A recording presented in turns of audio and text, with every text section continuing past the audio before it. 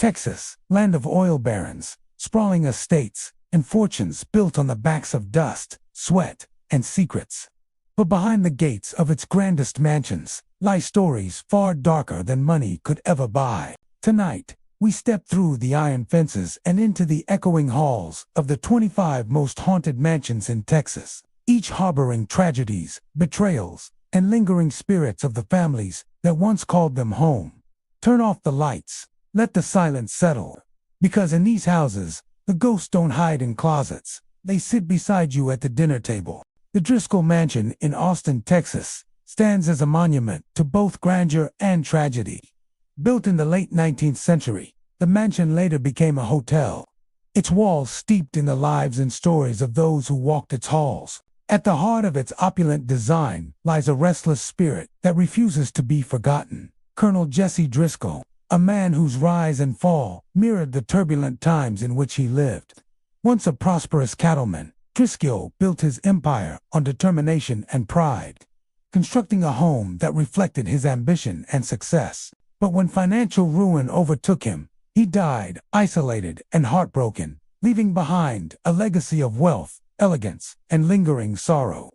Guests entering the Driscoll Mansion often describe an immediate sense of history pressing against the present. The grand staircase, polished wood gleaming under crystal chandeliers, is more than a decorative feature. Is the path where Colonel Driscoll himself is said to pace. Witnesses have reported glimpses of a tall man in 19th century attire, his posture rigid, a cigar clutched in one hand, smoke curling and dissipating in shapes that seem almost deliberate. The apparition moves slowly, almost mechanically, as if retracing the routines of a man who clung to control even in death.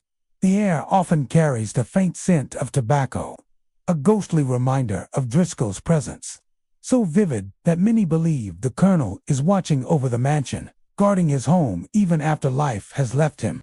The colonel's sorrow is not the mansion's only haunting. In quieter moments, guests have reported the sound of a little girl laughing, delicate and high-pitched, echoing through corridors that are otherwise empty. Legend tells of a child who fell to her death within the mansion while chasing a ball, her life cut tragically short. The laughter is fleeting, teasing, and sometimes accompanied by the soft bounce of an unseen toy, as if the spirit is replaying a moment of innocent joy, forever frozen in time. Guests often feel a chill when this occurs, a sudden drop in temperature that is as unsettling as it is poignant. A reminder that joy and tragedy are intertwined in the mansion's history. Other manifestations within the Driscoll Mansion are equally haunting. Guests report chairs rocking gently without contact, doors opening or closing on their own, and the faint sound of footsteps following them in hallways long after the last visitors have retired for the night. Mirrors sometimes seem to distort, reflecting shadows or shapes that vanish when looked at directly. Lights flicker inexplicably, and candles flare briefly without wind, casting dancing shadows across walls and ceilings.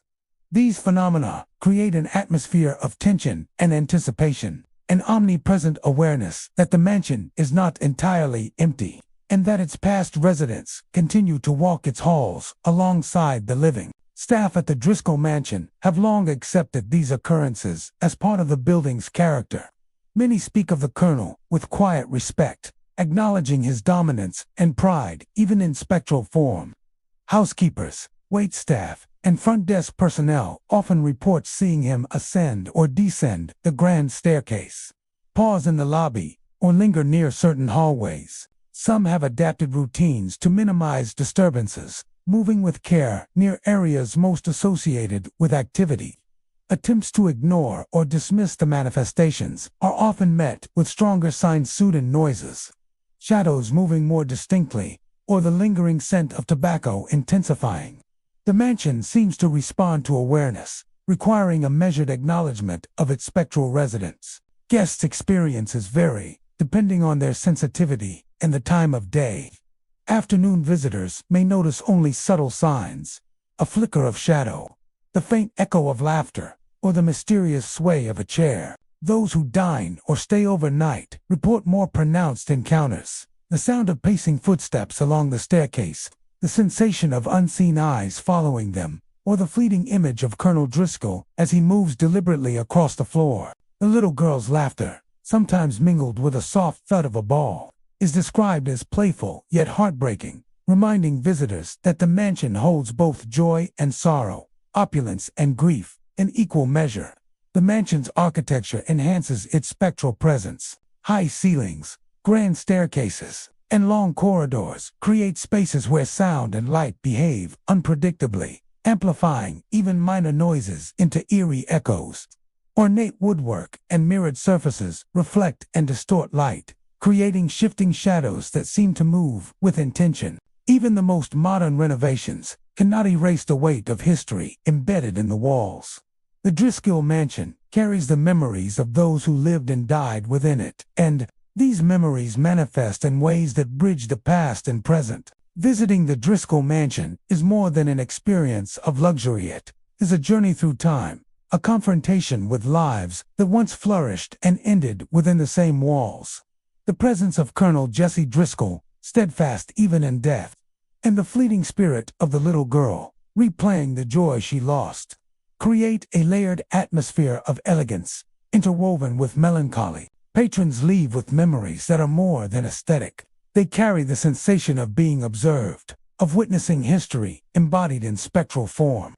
The mansion is not simply a building, yet is a living chronicle of ambition, tragedy, and unresolved grief. The Bishop's Palace in Galveston, Texas, is a grand testament to architectural resilience. A mansion designed to withstand the hurricanes that frequently battered the Gulf Coast. Built in the late 19th century for the Gresham family, the home embodies both Gothic elegance and meticulous craftsmanship, with elaborate woodwork, soaring ceilings, and intricately carved staircases. Its exterior, marked by sturdy stone walls and pointed arches, presents an image of strength and permanence. Yet beneath the beauty and fortitude lies a deeper, more sorrowful legacy, one that continues to echo through the mansion's halls. The lingering spirits of a family touched by tragedy and the memories of a city forever scarred by the Great Hurricane of 1900. The Gresham family, prominent and respected, faced hardship that few could anticipate. According to accounts preserved by local historians and longtime Galveston residents, the Gresham children fell ill one by one, succumbing to ailments that swept quietly through the household. Even as the parents maintained the mansion's grandeur and sought to protect their family from the ravages of the outside world, loss became an intimate companion. Guests who visit the Bishop's Palace today often report a sense of lingering sorrow in the air, an almost imperceptible weight that settles over the rooms. Some describe faint crying or murmured calls coming from behind the ornate bedroom doors, sounds that seem impossibly soft, yet unmistakably human. The audio phenomena are irregular, appearing when the house is otherwise still, leaving visitors with the eerie impression that grief itself has taken residence in the home. Mirrors throughout the mansion are also a source of unsettling experiences. Visitors have noted that surfaces fog from within, not from humidity or breath, but seemingly by some unseen force. The fog often reveals fleeting shapes or faces, moments that vanish the instant anyone looks more closely. These glimpses, though brief, are deeply affecting, hinting at presences caught between worlds. Patrons describe the experience as unnerving, yet poignant, as though the house itself preserves the memory of those who once lived and suffered within its walls. Reflections become portals into a past filled with both life and loss, reminding guests that the mansion's beauty is inseparable from its history. The scent of salt water is another mysterious phenomenon reported throughout the Bishop's Palace. Even in rooms sealed tightly against the Gulf breezes, the air occasionally carries the briny tang of the sea. Visitors often note this during moments of quiet, when the wind is calm outside, and the house is otherwise closed to the elements. The aroma is a haunting reminder of the Great Storm of 1900, one of the deadliest hurricanes in United States history, which claimed thousands of lives in Galveston.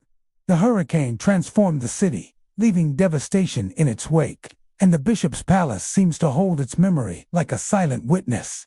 Some say the smell of salt water and the faint echoes of the storm's fury manifests particularly near windows or hallways facing the Gulf, reinforcing the mansion's connection to the past and the forces that shaped it. Other guests report subtle, tactile phenomena as well.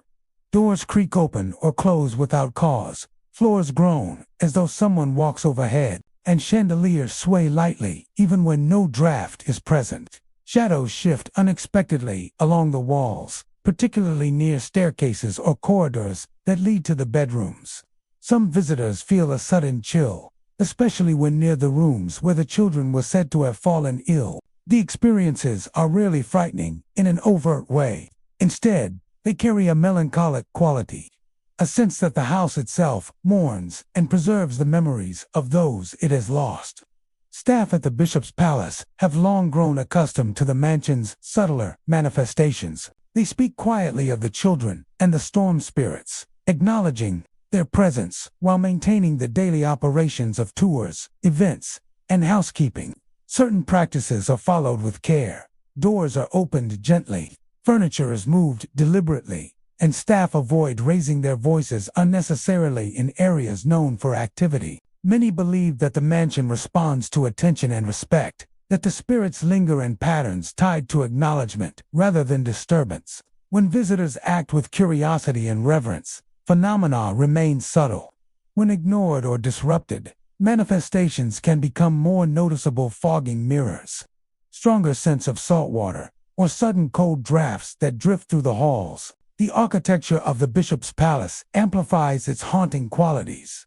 High ceilings, elaborate woodwork, and extensive use of mirrors create spaces where light and sound behave unpredictably. Footsteps echo along hallways, and even the slightest movement can create shadows that seem alive. Visitors often report feeling as though they are not alone, a presence brushing against their awareness in ways both physical and emotional. The mansion is designed to impress and inspire, yet it is the quiet, persistent reminders of loss and resilience that leave the deepest impression. Tourists, historians, and paranormal enthusiasts alike leave the Bishop's Palace with vivid memories of the experience. Many are drawn to its beauty, unaware that the mansion preserves more than just architectural splendor. Those attuned to its energy encounter a layered history. Grief, resilience, tragedy, and remembrance intertwine in every corridor, bedroom, and staircase. The faint cries, the fogged mirrors, and the scent of the sea act as whispers from the past, guiding visitors to feel both the opulence and the sorrow that have defined the mansion for more than a century. The Moody Mansion in Galveston, Texas, rises like a testament to both wealth and mystery, an imposing structure built during the height of the Moody family's power. Known for their fortune in oil and their influence across the Gulf Coast, the Moodys lived lives marked by privilege, secrecy, and rumors that still echo through the mansion's ornate halls. Visitors to the estate are struck first by its grandeur: sweeping staircases, towering ceilings, intricate woodwork, and opulent furnishings that reflect the family's immense wealth. Yet beneath the surface of elegance lies a darker history, one that whispers of rituals, obsession, and lingering spirits that refuse to let go. The patriarch of the family, a man both powerful and enigmatic, is central to the mansion's haunted reputation. Stories passed down by former servants speak of strange activities in the basement, a space normally hidden from guests. They describe flickering candlelight, casting long, shifting shadows across stone walls, accompanied by chants in voices that seemed more than human. Some claimed tear-scratching sounds, as if something alive, yet unseen, was clawing at the walls. These rituals, whispered to be conducted late at night, contributed to the mansion's reputation for secrecy and fear. The servants rarely spoke of it openly, but those who did described a sense of being watched, of energy that was tangible yet impossible to define, an oppressive presence that seemed to linger long after the lights were extinguished. Today, the Moody Mansion retains that sense of otherworldly tension. Guests who wander the estate in the quiet hours often report flickering lights that have no electrical cause, particularly at exactly 3 a.m., the time the patriarch is said to have died while talking to shadows. The flickers are sudden, accompanied by an almost imperceptible hum or vibration in the air. A sensation that the house itself is alive, resonating with past energies. Witnesses describe a chill that spreads across the room, causing hair to stand on end and skin to prick with a sense of being observed. Even in rooms filled with historical artifacts and polished furniture, the atmosphere becomes charged with anticipation. As if the mansion itself waits for someone to notice its hidden truths. Auditory phenomena are common throughout the estate. Guests report hearing soft chanting, whispers that rise and fade without source, and occasional knocks or scratches coming from areas where no one is present. The sounds are rarely loud, but their unpredictability unsettles those who hear them. Some visitors describe footsteps pacing in empty hallways or the rustle of fabric from a figure that is never seen. Others have noted a low, almost musical hum that seems to drift from the basement upward. Faint yet persistent, like a memory refusing to be forgotten. Staff who work late at the mansion have grown accustomed to these subtle disturbances, though even they admit the moments can be unnerving when experienced alone. Visual phenomena further contribute to the moody mansion's eerie reputation. Shadows appear to move independently of light sources, sometimes forming human-like shapes that vanish when approached. Guests have reported glimpsing figures dressed in early 20th century attire, standing silently at the edges of corridors or near staircases. Some describe seeing a tall, commanding figure in the patriarch's likeness, pacing slowly or gesturing toward areas no longer in use. These apparitions are usually fleeting, but their impact is lasting, leaving a lingering sense that the mansion's former residents continue to inhabit the spaces they once commanded. The basement itself remains a focal point of intrigue and fear. Though access is restricted, many believe it retains the energy of the strange rituals once performed there. The stone walls are said to echo with unseen activity, and the air feels heavier near the staircase leading downward.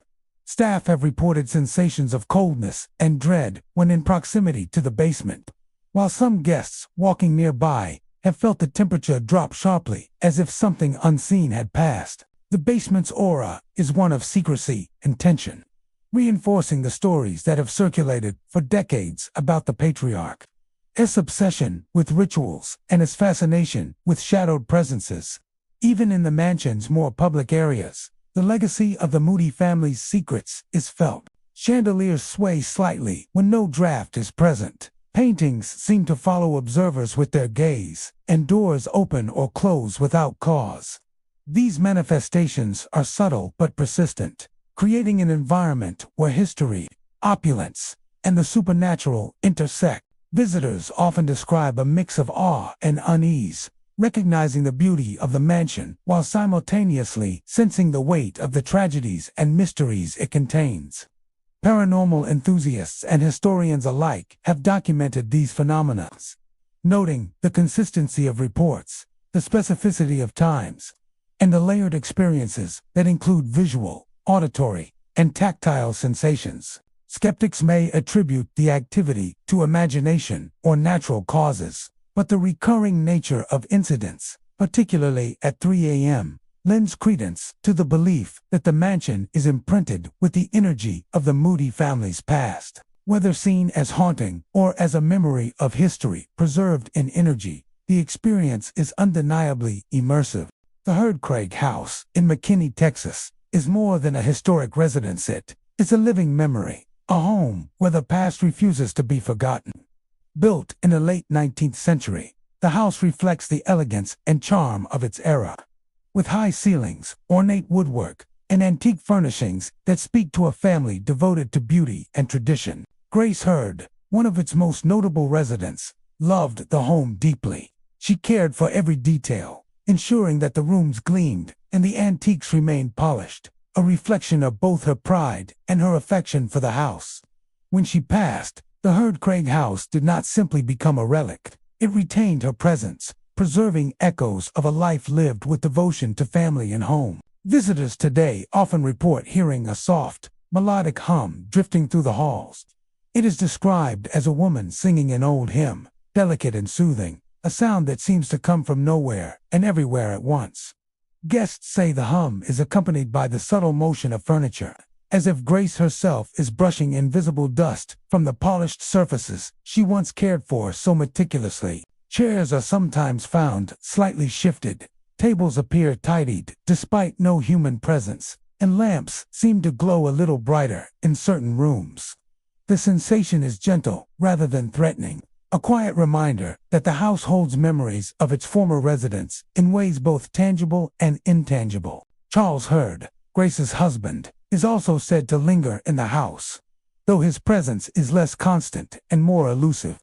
Visitors report seeing a tall figure near the stairwell, dressed in early 20th century attire, his form appearing solid at first and then gradually dissolving into mist when approached.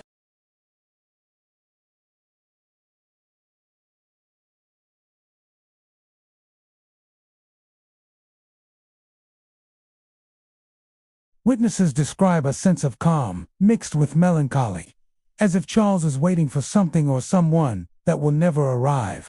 A spectral reminder of love and loss preserved within the walls. The Hurd-Craig house is known among locals as the house that remembers. This title reflects not only the tangible manifestations of its former residents, but also the way the house itself seems alive with memory. Floors creak in familiar patterns, chandeliers sway subtly even when no breeze is present, and mirrors occasionally fog as if reflecting not the living room but moments from decades past.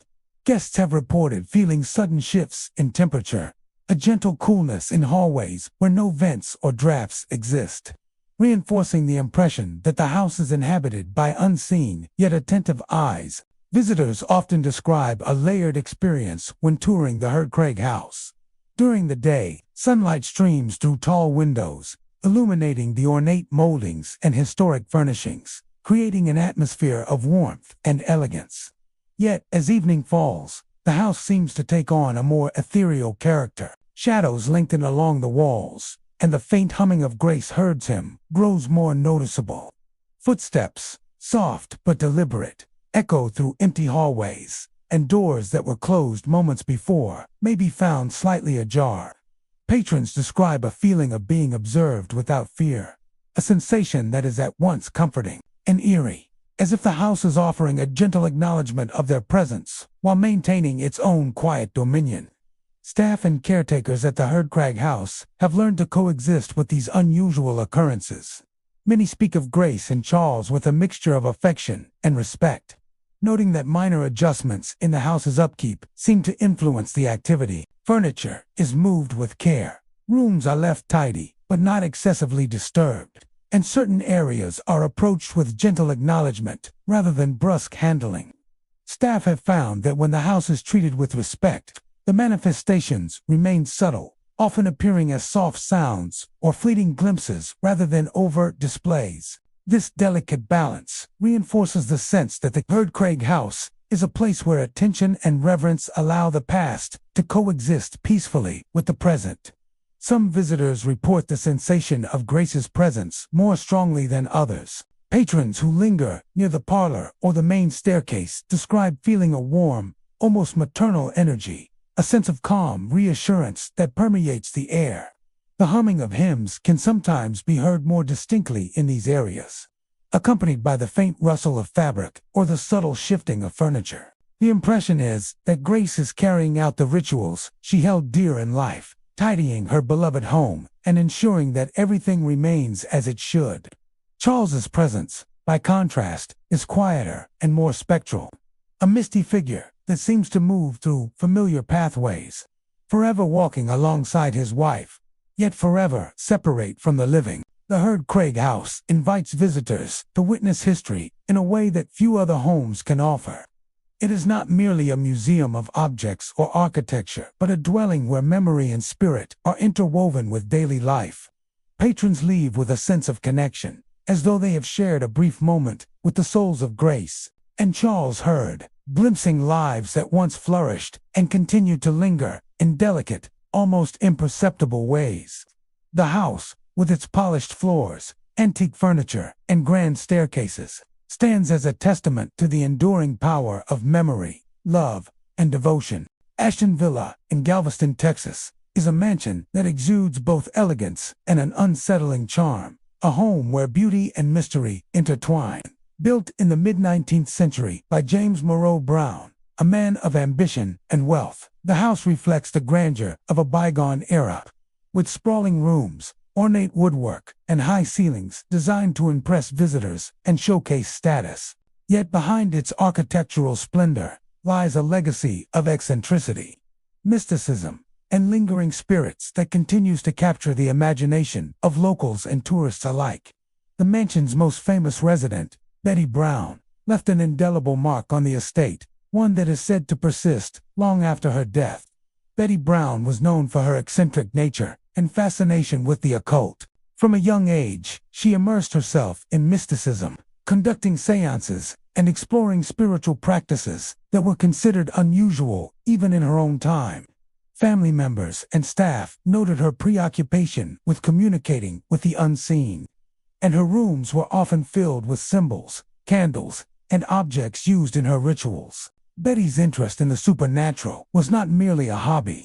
It defined much of her life, and she was known to walk the halls late at night, murmuring to invisible presences and experimenting with ways to pierce the veil between worlds.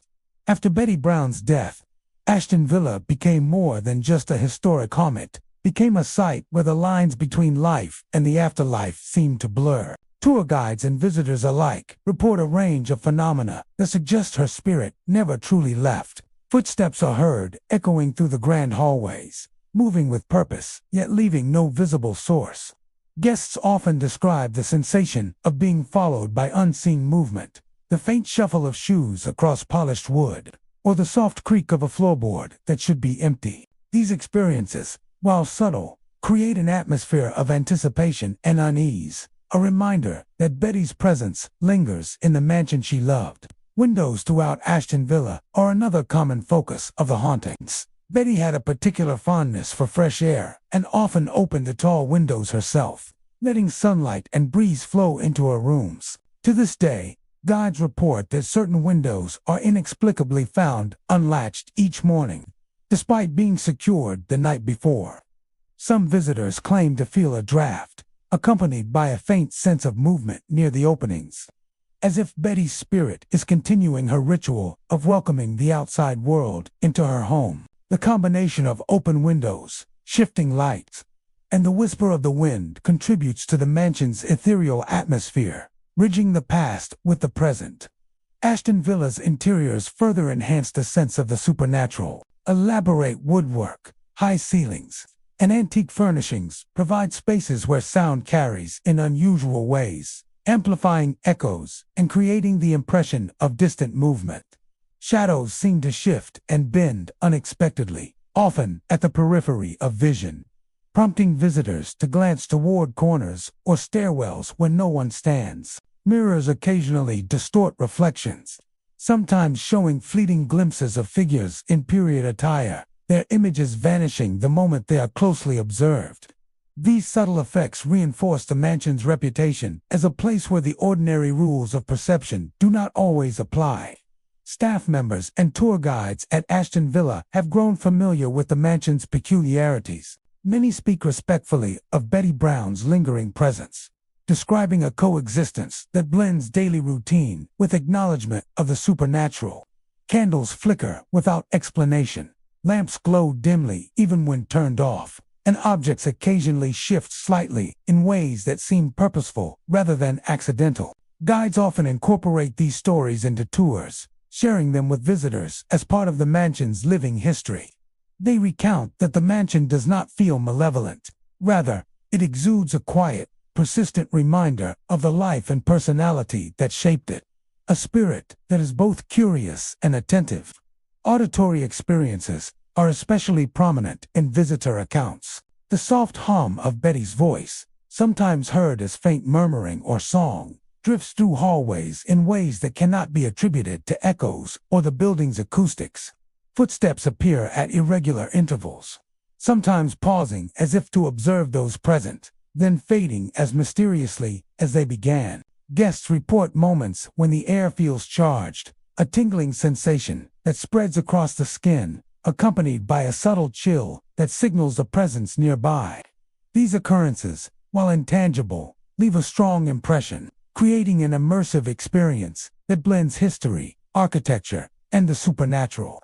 Ashton Villa is also notable for the emotional impact it leaves on those who visit. Patrons describe a sense of connection with Betty Brown, a feeling that the mansion itself is conscious of its history and its former inhabitants. While many come to appreciate the architecture, the antiques, and the stories of Galveston's elite, the subtle manifestations of the past footsteps, open windows, shifting shadows remind them that the mansion remembers. It is not a space frozen in time. It is alive with memory, with the essence of a woman who once animated its rooms with curiosity, ritual, and fascination for the unseen. The mansion's reputation continues to draw historians, paranormal enthusiasts, and tourists from around the world. Visitors are drawn not only to its architectural beauty, but also to the layered experiences that blend the tangible and the spectral.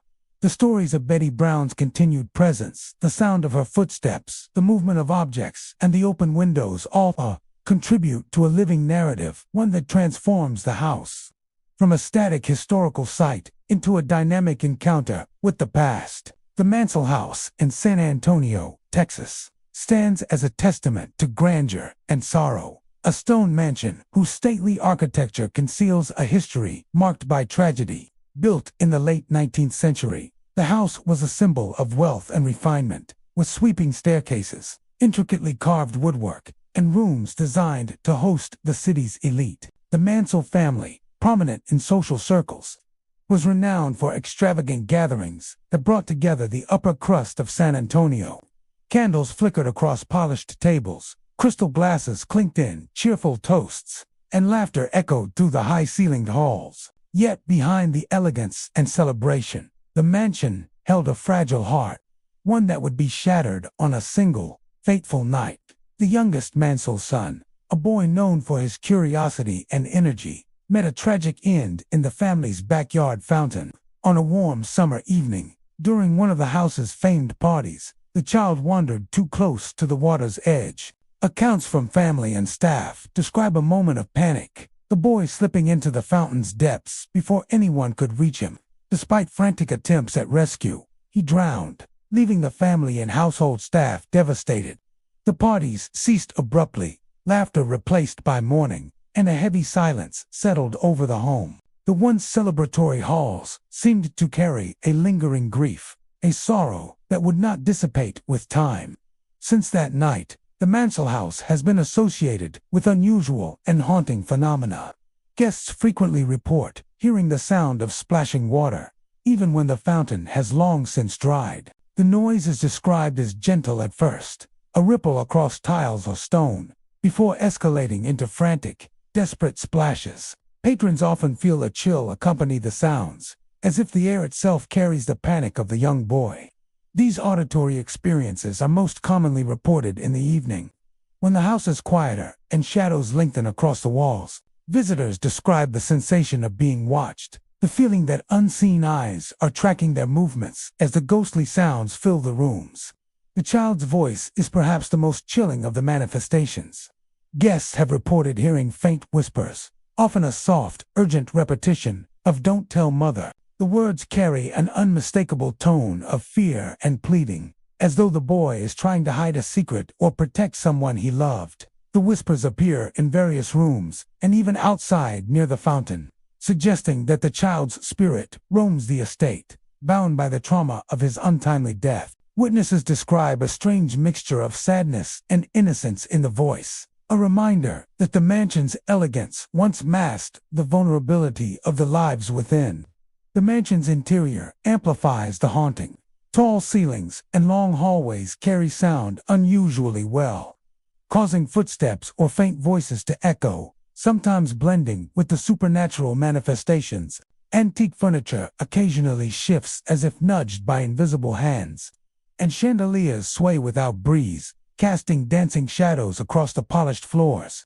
Mirrors are reported to reflect movements that do not correspond to visitors' actions, showing fleeting glimpses of a small figure near the fountain or along the hallway.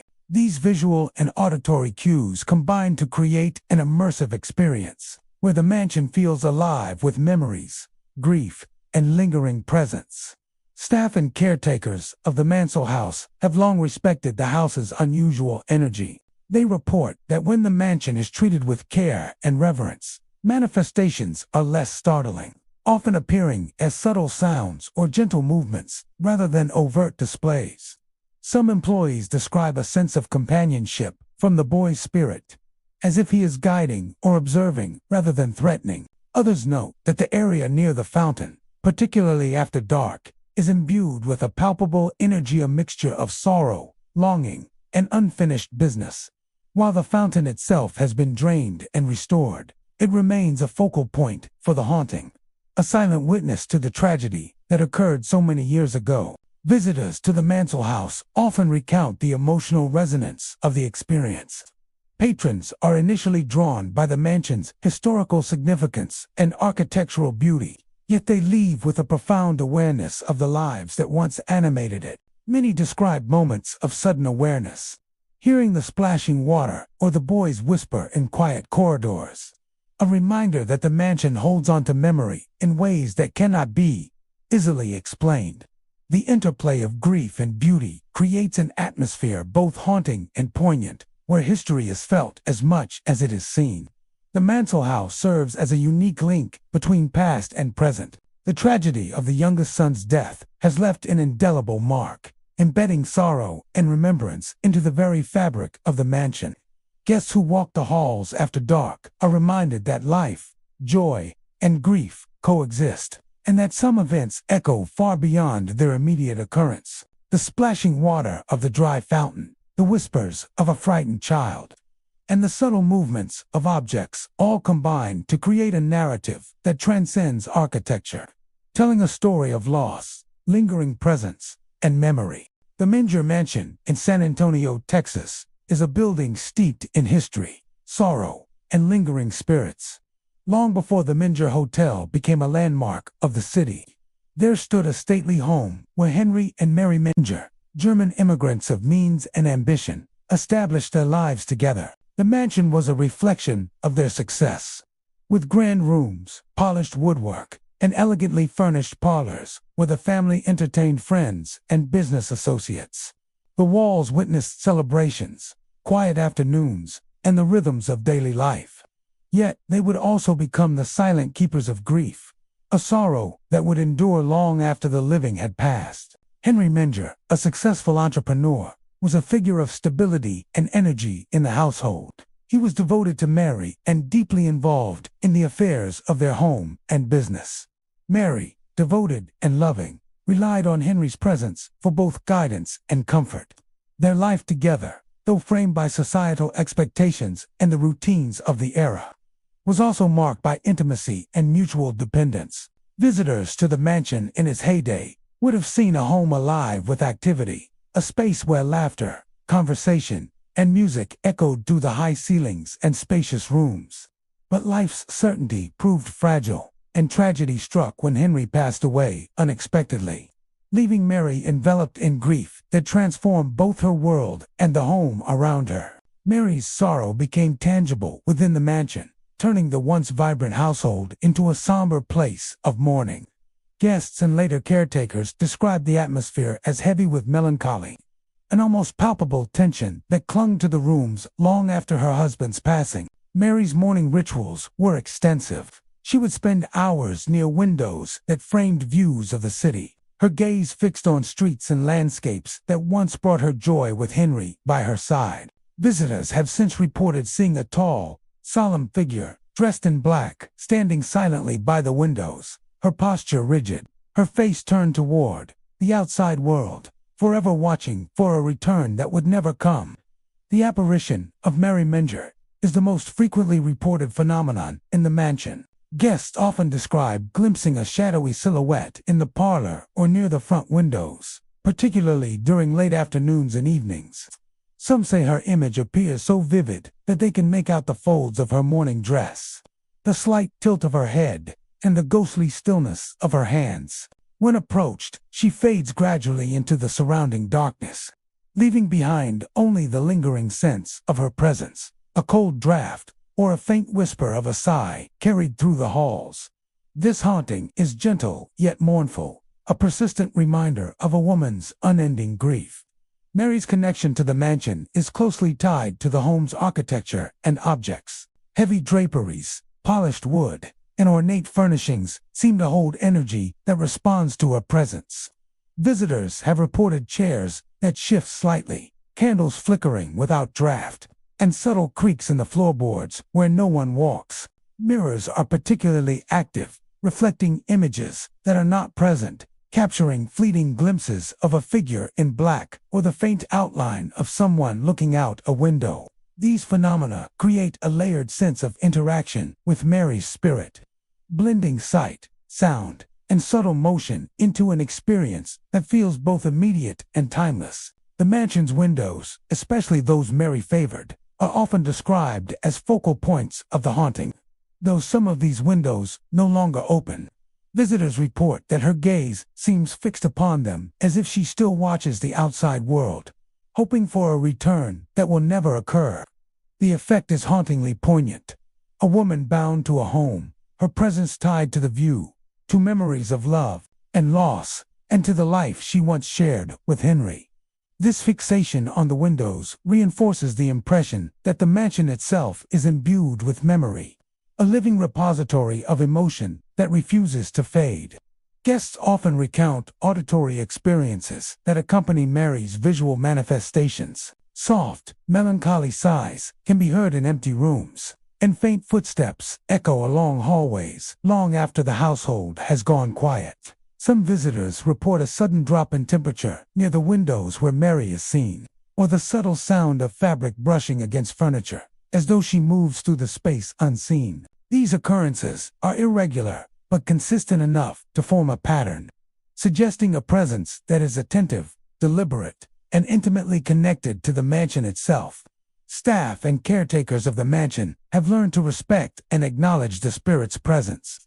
Those who work late at night report a coexistence that is delicate, but real objects remain in place, and Mary's presence is experienced more as a quiet companionship than a threat.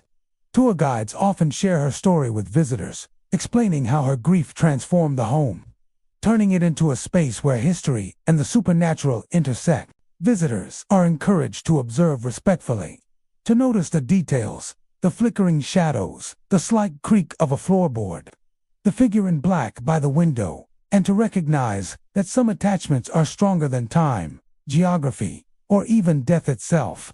The Minger Mansion today serves as both a historical site and a window into a past colored by love and loss. Guests who walk its halls are not merely witnessing architecture or period furnishings. They are encountering an environment shaped by the emotions, routines, and grief of its former inhabitants.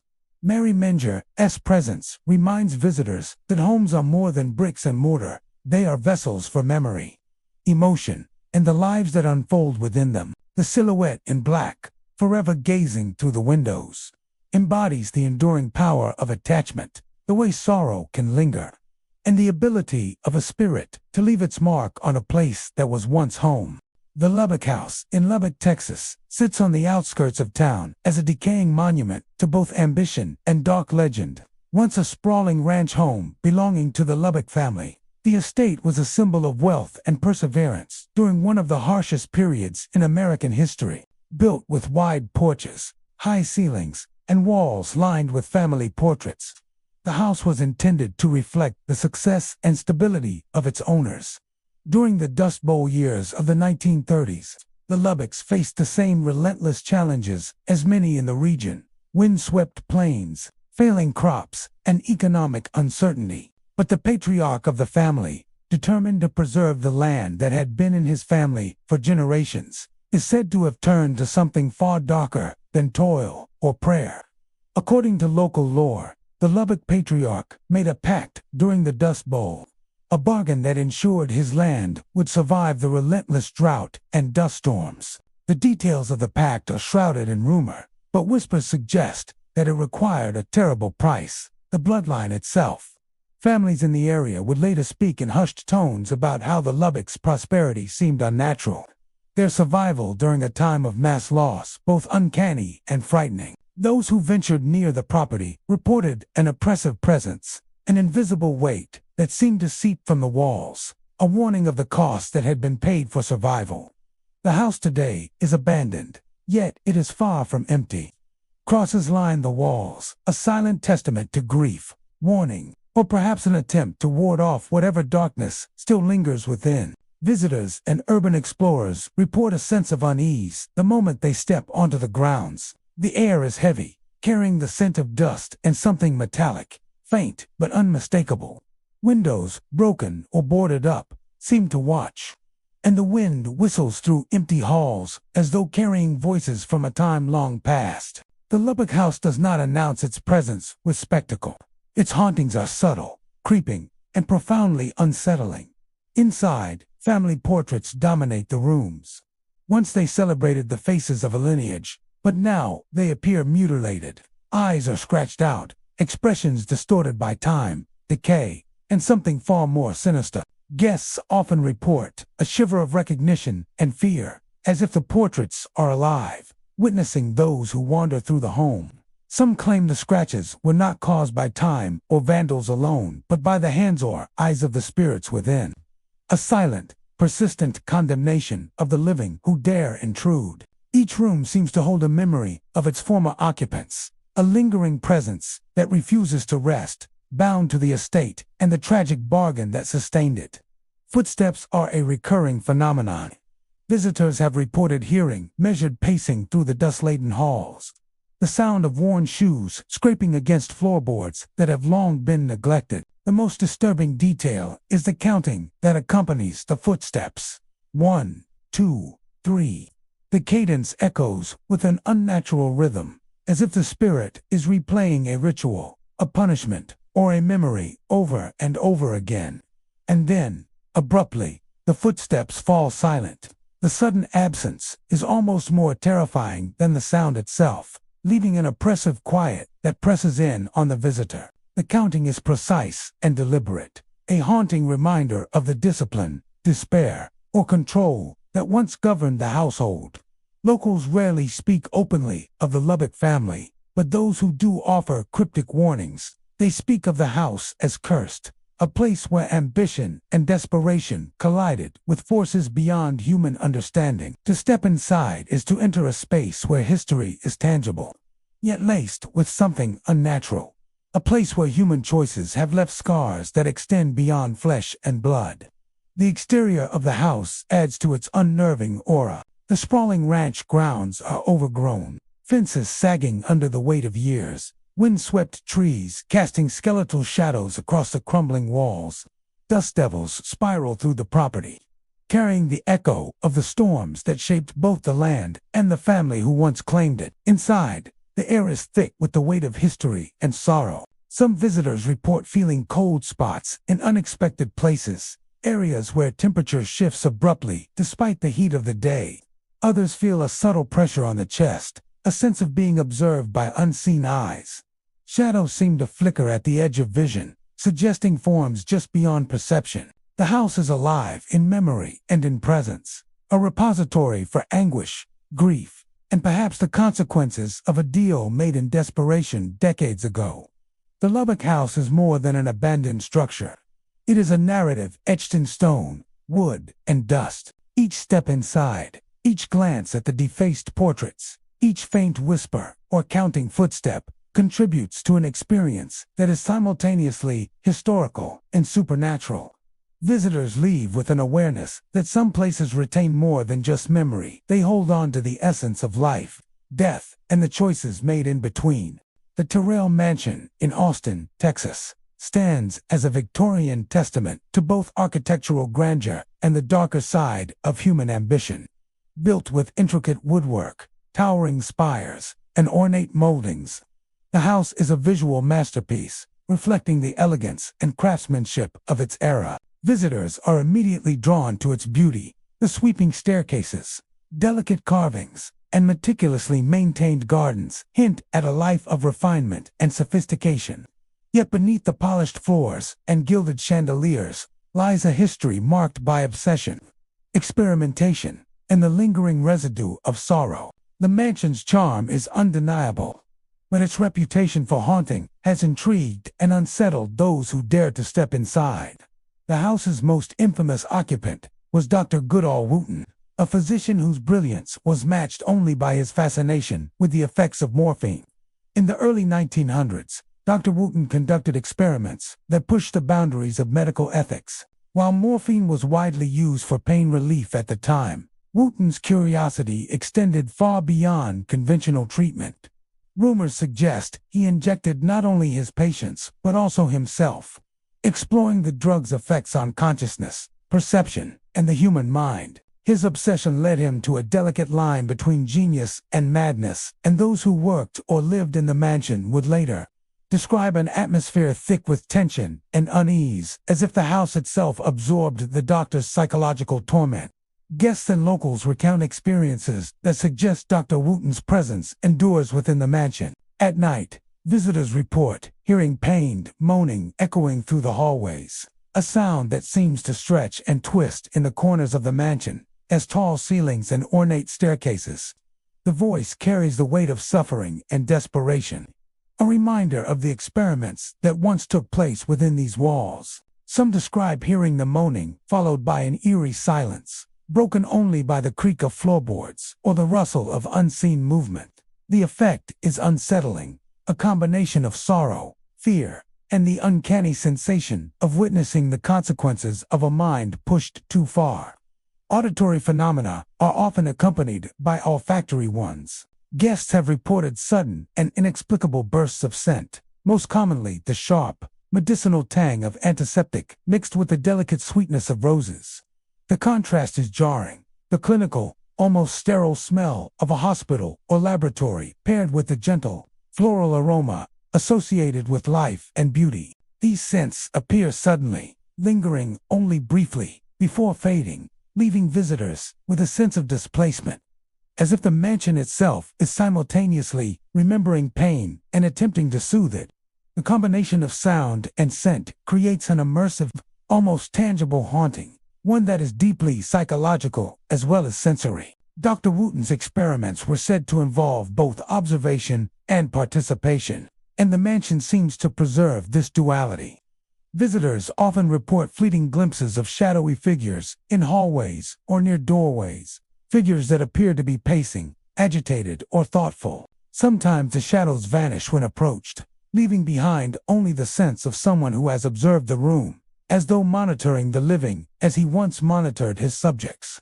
Some guests claim that mirrors in the mansion occasionally reflect shapes that do not correspond to the room's occupants. Fleeting glimpses of a man hunched over, his posture suggesting both intellect and torment. These visual disturbances reinforce the sense that Dr. Wooten's presence lingers, tethered to the spaces where his experiments unfolded.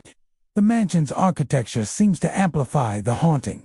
High ceilings, narrow hallways, and echoing staircases create a natural resonance, allowing sounds to carry unnaturally, bending and distorting in ways that unsettle the senses. Candles flicker even in the absence of draft, and chandeliers sway imperceptibly, as if moved by an unseen hand. Antique furniture sometimes shifts slightly, objects repositioned in subtle ways that suggest attention rather than chaos. Visitors often report moments when the mansion feels alive, aware of their presence, and responsive to their actions. It is a home built to impress the living, yet shaped now by the echoes of the dead. Locals and guides speak of the mansion with a mix of respect and caution. While the Terrell Mansion is recognized for its architectural beauty and historical significance, it is also acknowledged as a place where intense emotion and human frailty have left permanent marks. Guides tell stories of Dr. Wooten's obsession, the long hours of experimentation, and the psychological toll that accompanied it. Visitors are encouraged to notice small details, the shifting shadows, the faint moans, the sudden scents, and the occasional chill that sweeps the hallways. Each phenomenon serves as a reminder that some legacies are not built solely of brick and wood, but of memory, emotion, and lingering presence. The mansion's haunting is subtle, yet persistent, a fusion of history, tragedy, and sensory experience. It is not malevolent in a traditional sense.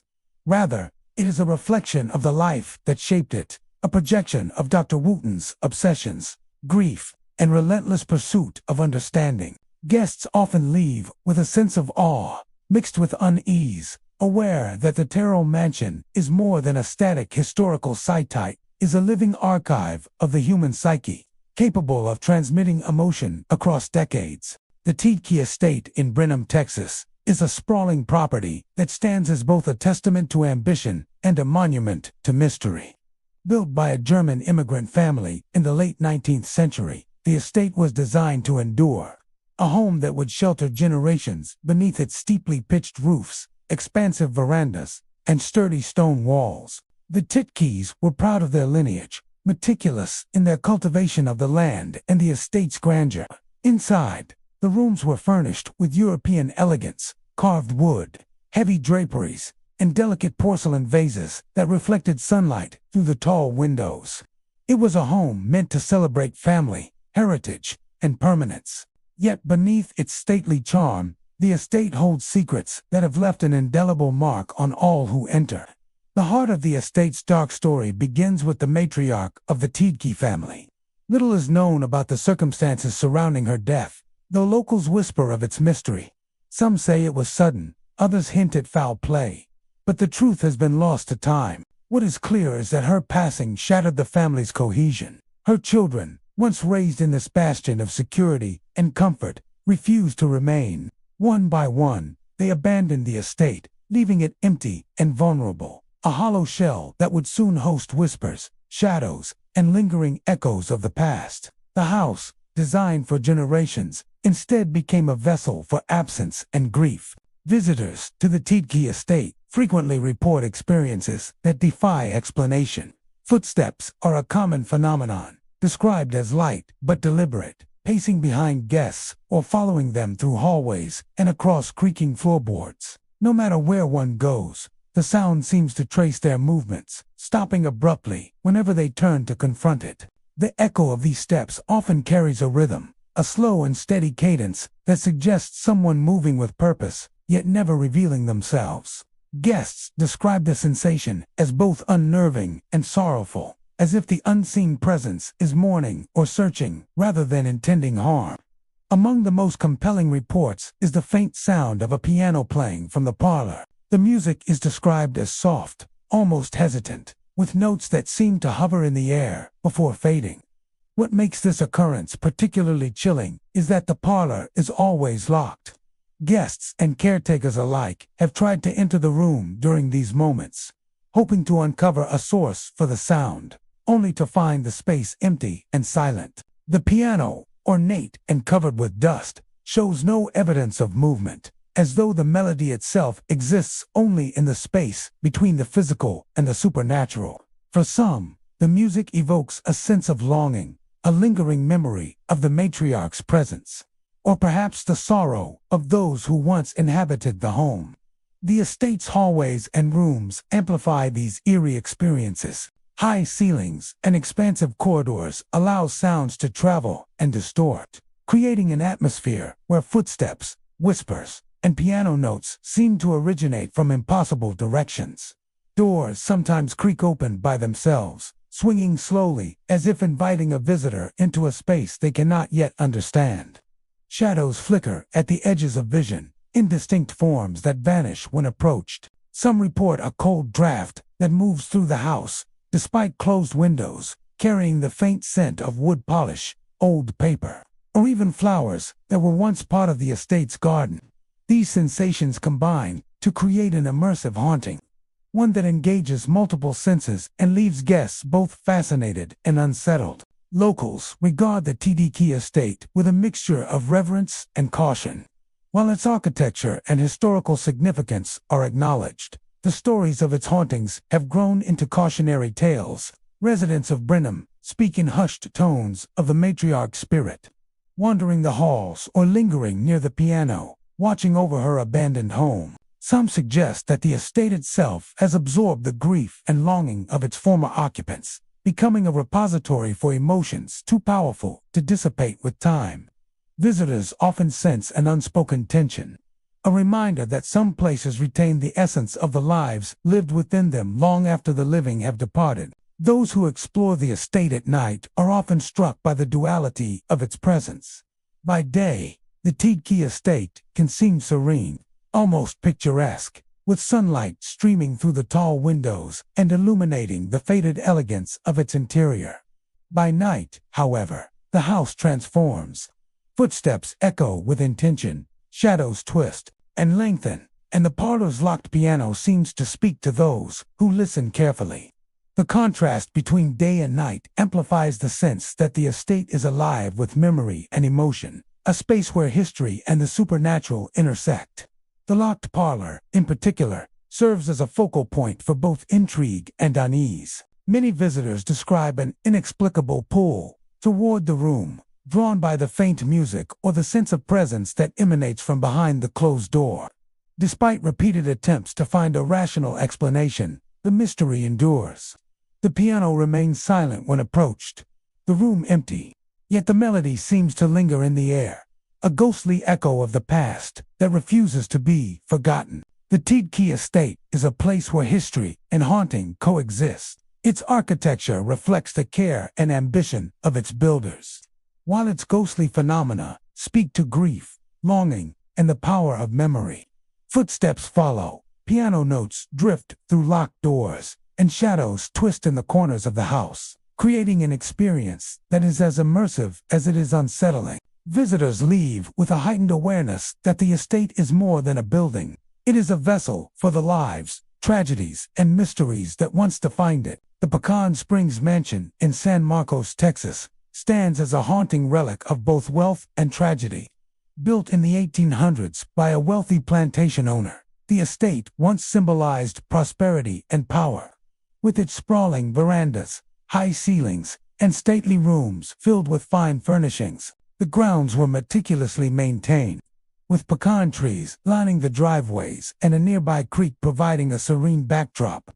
Yet beneath this surface of southern charm and elegance lies a darker history, one that has left a lingering presence felt by those who dare to walk its halls or explore its grounds after dark. The mansion's history is inseparable from the lives of the enslaved people who worked its land. Local lore suggests that those who tried to escape were captured, punished, and, in some cases, buried near the creek that winds its way past the property. These stories, passed down through generations, hint at the immense suffering and loss tied to the estate. Visitors often describe an unsettling heaviness when approaching the creek at night, as though the earth itself remembers the sorrow and injustice buried beneath its surface. The mansion, beautiful in daylight, takes on a far more ominous presence once the sun sets. Shadowy figures are the most commonly reported phenomena. On the veranda, particularly during late hours, guests have claimed to see vague forms lingering in the corners of their vision. These apparitions are rarely fully visible, often reduced to faint outlines or glowing eyes that appear for only a moment before vanishing. Witnesses describe the sensation of being watched, the unmistakable impression that the figures are aware of the living walking past them. Some say the shadows move with purpose, pacing slowly along the veranda or peering through windows, creating the unnerving feeling of a presence that cannot be ignored. One particularly chilling encounter involved a ghost hunter who visited the mansion with recording equipment. While exploring the veranda late at night, he claimed to have captured a faint, trembling voice on his recorder. The whisper was almost imperceptible, carried on the wind that swept across the porch, but it spoke with a clarity that sent shivers down his spine. The words were simple, yet heavy with meaning. "We never left." Those who have heard the story describe it as a message from the past, a haunting acknowledgement that the souls of the enslaved remain tied to the land, unable to rest, and unwilling to be forgotten. Inside the mansion, the presence of the past is just as palpable. Guests report cold drafts that seem to originate from nowhere, sudden chills that contrast sharply with warm Texas evenings, and an occasional rustling sound, as if invisible feet move across the creaking floors. Doors sometimes open slowly on their own, revealing empty rooms, while mirrors reflect fleeting shapes that vanish when approached. The combination of auditory, visual, and tactile experiences creates a sense of immersion, as if the mansion itself is a living memory of the tragedies it has witnessed. The creek beside the estate adds another layer to the mansion's haunting. By day, it seems tranquil, reflecting sunlight off its gentle ripples and providing a serene landscape. By night, however, the waters take on a darker tone. Some visitors claim to see ghostly figures hovering near the banks, their forms partially submerged or gliding silently over the water's surface. Others hear faint splashes, as though someone or something is moving through the water, accompanied by whispers that rise and fall with the wind. The creek, once a source of life and utility for the plantation, has become a conduit for memory and mourning, a boundary between the living and the dead. The mansion's architectural features seem to enhance these phenomena. High ceilings and long corridors allow sound to travel in unusual ways, making footsteps, whispers, and creaks echo unnaturally. Wide verandas, with their open views of the creek, amplify glimpses of shadowy figures and glowing eyes. Heavy draperies and antique furniture seem to carry energy, reacting subtly to the presence of visitors with slight shifts or unexplained movements. The combination of physical space and lingering memory creates a haunting that is both immersive and inescapable, drawing visitors into a history that is both vivid and unsettling. Locals speak cautiously of the Pecan Springs Mansion. While its historical significance and architectural beauty are acknowledged, it is also recognized as a place where the past refuses to remain silent. Stories of sightings, whispers, and unexplained sensations are shared quietly, often with a mix of reverence and fear. Those who approach the mansion are advised to respect the weight of its history, to tread carefully, and to remember that some presences are tied not to malice but to remembrance, to the memory of lives disrupted and lost. Visiting the Pecan Springs Mansion is an experience that blends the aesthetic grandeur of the Victorian era with the emotional weight of its haunted past. By day, it stands as a monument to Southern elegance, a beautiful home preserved in form, if not in spirit. By night, it transforms into a space where history, memory, and the supernatural intersect. The shadowy figures on the veranda, the whispered voices, and the presence along the creek all speak to a lingering connection to the past. A reminder that some souls never leave the places that mark them in life or death. The Bailey Mansion in Houston, Texas, stands as a silent witness to both opulence and tragedy, a sprawling estate that captures the imagination with its grandeur and dark history. Built during the roaring 1920s, at the height of the Texas oil boom, the mansion reflected the immense wealth and influence of the Bailey family. Its stately columns, wide verandas, and meticulously maintained gardens symbolize the pinnacle of Houston society, a home designed to impress and entertain. Inside, the rooms were lavishly decorated with ornate woodwork, polished marble, and crystal chandeliers that reflected sunlight by day and flickering candlelight by night. The Bailey Mansion was a jewel of its era, but beneath the beauty and sophistication lay a tale of heartbreak that has endured for nearly a century. The mansion's most enduring story centers on the Bailey's daughter, a young girl known for her vivacious spirit and playful nature. She was often seen wandering the expansive gardens, running through the manicured lawns, or exploring the intricate hedge maze that the family had installed for her amusement. The maze was a labyrinth of towering greenery, designed to delight visitors and test their sense of direction. But one summer evening, the girl vanished. She was last seen near the garden maze, laughing and chasing a butterfly as dusk settled over the estate. Despite a thorough search by family, neighbors, and local authorities, she was never found.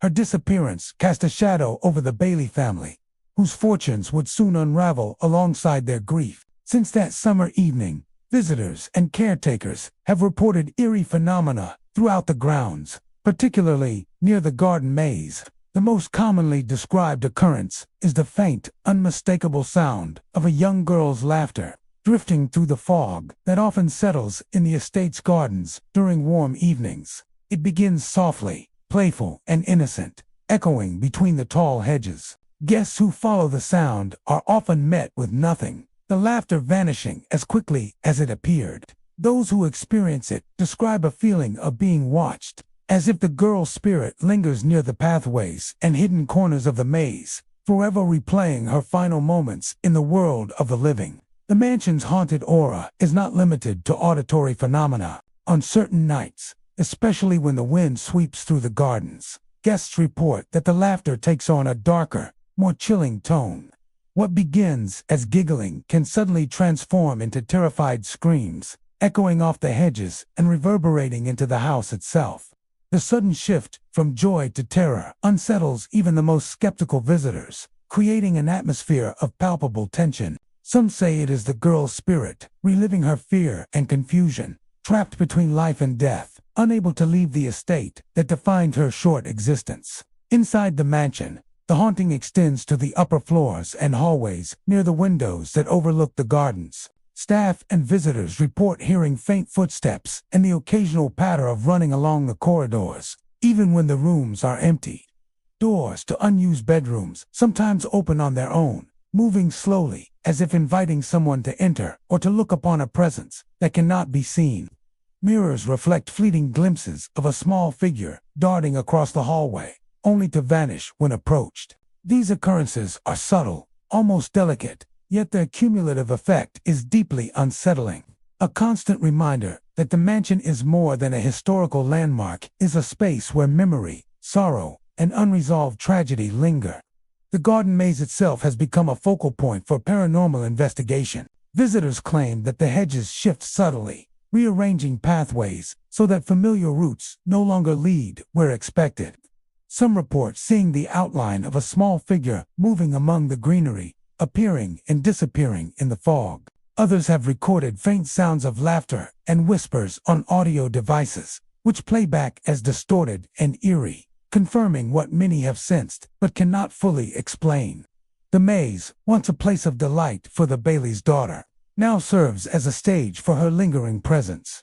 A landscape both enchanting and unsettling, shaped by memory and spirit alike. Even the natural elements of the estate seem to respond to the haunting.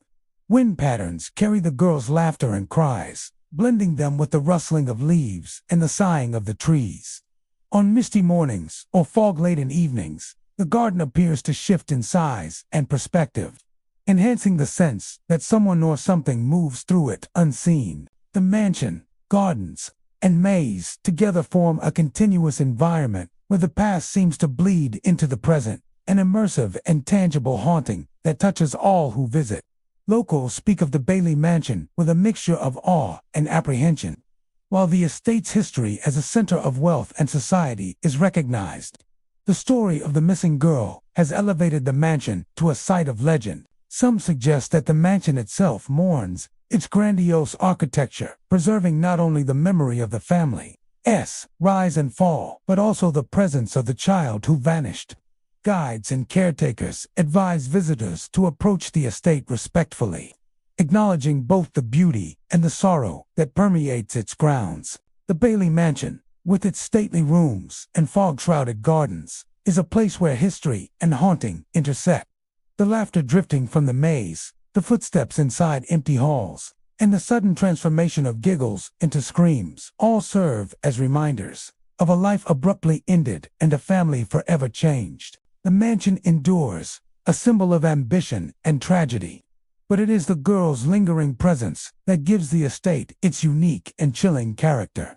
Those who wander the gardens or the corridors at night feel the imprint of her spirit, the fleeting joy, the sudden fear, and the unending echoes of a summer evening that the world will never forget. The Talbot Estate in Tyler, Texas, is a sprawling red brick mansion, a symbol of wealth and power that once hosted governors, bankers, and the city's elite. Its tall columns, wide verandas, and intricate stonework speak of an era of grandeur and influence. The library, with its towering bookshelves and polished oak floors, was the centerpiece of the estate, a place for both study and social gatherings. Yet behind the estate's elegant facade lies a dark history, one that has left a lasting mark on the mansion and the guests who dare to explore its halls. The tragedy that haunts the Talbot estate began during a heated family dispute over inheritance. Two brothers, heirs to the Talbot fortune, argued violently in the library one evening. Words escalated into shouts, and in a moment of rage, one brother drew a pistol and shot the other. The life that once filled the mansion with laughter and conversation ended abruptly, leaving a shadow over the estate that has never lifted. To this day, a dark stain remains on the library carpet, resistant to every attempt at cleaning, a permanent reminder of the violent event. Visitors to the Talbot estate often report strange occurrences, particularly in the library where the murder took place. Books have been known to fall from shelves on their own, toppling to the floor as if an invisible hand is at work. The sound of pages rustling or a book striking the ground can echo through the empty halls, startling those who expect silence. Some guests have reported seeing objects shift slightly when no one is nearby, as though the mansion itself is restless, replaying the anger and fear that once filled its rooms. The air in the Talbot estate is said to carry unusual scents, particularly near the library. Guests and staff often describe catching the sudden smell of gunpowder, sharp and metallic, lingering for moments before vanishing as quickly as it appeared. Some claim that this odor intensifies during thunderstorms or at night, moments when the house's energy seems to grow restless. The mansion's haunting is subtle but persistent. Visitors speak of a sense of being watched, shadows shifting where no light falls, and the occasional creak of floorboards when no one is walking nearby. The library, once a place of knowledge and refinement, has become a nexus of unease, where the echoes of violence linger in the silence. Guests often leave with an unshakable feeling that the estate remembers that it is not merely a home of brick and wood, but a vessel for the unresolved history of the Talbot family. The Phelps Mansion in Jefferson, Texas, is a towering relic of the antebellum era. Its grand columns and sweeping verandas, a testament to wealth built on secrecy and betrayal. Constructed before the Civil War, the mansion's red brick walls and ornate woodwork reflected the opulence of a family that thrived in a time of both opportunity and exploitation. The Phelps family was known for their fortune, amassed not through honest labor, but through smuggling, illicit trades, and deals that skirted the law. On the surface, they were pillars of the community, hosting grand gatherings and entertaining politicians and merchants. Beneath this polished exterior, however, lay a darker narrative, one that has left a lingering presence in the mansion to this day. The legend begins with the family's criminal dealings. The Phelps fortune was substantial, but it came at a cost. A trusted slave, who had worked in the mansion for years, allegedly discovered the family's illicit activities and threatened to expose them to the authorities. The family, fearing both ruin and disgrace, acted in secret, executing the man in a clandestine act of vengeance. His body was hidden in the basement, and the knowledge of his death was confined to the walls and shadows of the mansion. Though decades have passed, locals insist that the injustice of his execution has left an indelible mark, turning the home into a vessel of restless energy. Visitors to the Phelps mansion frequently report strange phenomena, particularly near the basement. Chains are said to rattle as if dragged across the floor. Though no one is present, the sounds rise and fall, echoing unnaturally in the stone walls, accompanied by faint whispers that seem to murmur warnings, or perhaps cries of anger. Those who dare descend the stairs report a heavy atmosphere, a sense of eyes following every movement. The air grows colder, and a subtle but unmistakable feeling of oppression settles over anyone who ventures into the lower levels. Many claim that the shadow of a man appears behind them, a dark silhouette that vanishes when confronted but leaves a lingering sense of dread. The mansion's upper floors are no less unsettling. Guests report sudden cold spots, particularly near rooms once occupied by the Phelps family. Doors sometimes open or close without explanation, and mirrors reflect figures that vanish when approached. Footsteps are often heard on the creaking wooden floors, pacing deliberately, as though retracing the steps of a man wronged and seeking justice. Some visitors swear that at night they hear the rustle of chains echoing faintly through the hallways, as if the spirit of the executed slave continues to move through the mansion, forever bound to the place of his death. The library, with its towering shelves and heavy curtains, has a particularly eerie reputation. Books occasionally topple from their shelves without cause, often falling in a pattern that seems almost deliberate. Visitors have described seeing a shadow flit among the stacks, vanishing when approached, yet leaving an impression of a watchful presence. The mansion seems to carry the weight of its history in every corner, every hallway, every room filled with antique furniture and portraits of the Phelps family. These artifacts, while historically significant, appear to vibrate with the residual energy of greed, betrayal, and unresolved anger. The mansion's exterior is no less imbued with the echoes of the past. Its sprawling verandas, overgrown gardens, and wrought-iron gates contribute to an atmosphere of melancholy and suspense. Locals report that on fog-laden evenings, figures can be seen moving among the trees or peering from the upper windows. The rustling of leaves sometimes blends with faint whispers, as though the mansion itself speaks to those who approach, warning them of the darkness embedded in its history. Even in the sunlight, the Phelps mansion seems to carry a heaviness, a palpable sense that the estate remembers the deeds and misdeeds of those who walked its halls. Paranormal investigators and historians alike have been drawn to the Phelps mansion, intrigued by the combination of historical intrigue and reported hauntings. Audio recordings often capture the sound of chains dragging across stone, faint voices, and sudden thuds with no apparent source. Thermal cameras pick up cold spots in areas far from windows or ventilation, and shadowy forms are frequently seen in photographs taken inside the mansion. Despite repeated attempts to catalog these phenomena, the house remains unpredictable, a place where the past continues to intrude upon the present in ways both subtle and dramatic. The story of the Phelps mansion is as much a cautionary tale as it is a haunting. The family's wealth and influence could not protect them from the consequences of their actions, and the executed slave spirit serves as a reminder that some injustices cannot be buried, no matter how deeply. Locals warn visitors to respect the mansion and its history, noting that those who enter must acknowledge both the grandeur and the darkness that have defined the estate for over a century. Walking through the Phelps mansion is an experience that blends architecture, history, and the supernatural. Guests are enveloped in a world where shadows linger longer than they should, where the clinking of chains is more than just imagination, and where the air itself carries the weight of vengeance. The mansion's brick walls, tall windows, and expansive rooms are a stage for a story that refuses to end a story of greed, betrayal, and the restless spirit of a man who was wronged and has never left. The Kyle House in Corpus Christi, Texas, stands as a solemn sentinel over the Gulf of Mexico. Its whitewashed walls and weathered balconies a quiet testament to love, loss, and unwavering hope. Built in the 1800s, the home was once the residence of the Kyle family, prosperous and respected in the coastal community. Yet it is the story of Margaret Kyle, the widow who lived there alone after her husband's tragic death at sea, that has given the house its haunting reputation.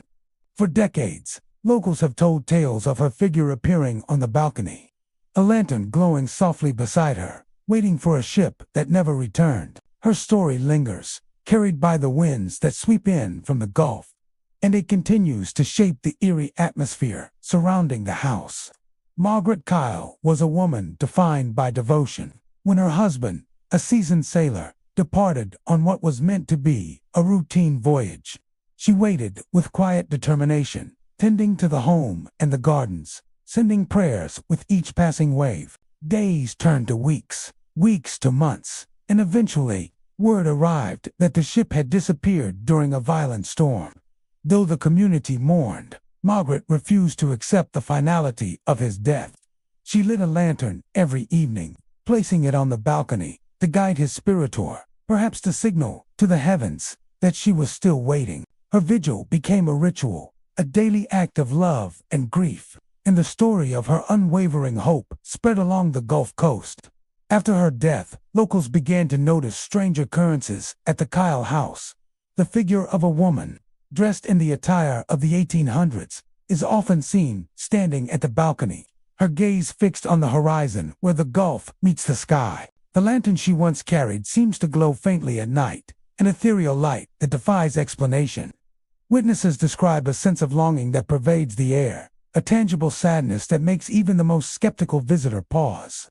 Some say that if the wind carries from the Gulf at just the right angle, it brings with it faint sobs and whispered pleas, "Bring him home," as though Margaret's spirit is still calling to her lost husband. Storms, in particular, seem to awaken the Kyle house in ways both beautiful and terrifying.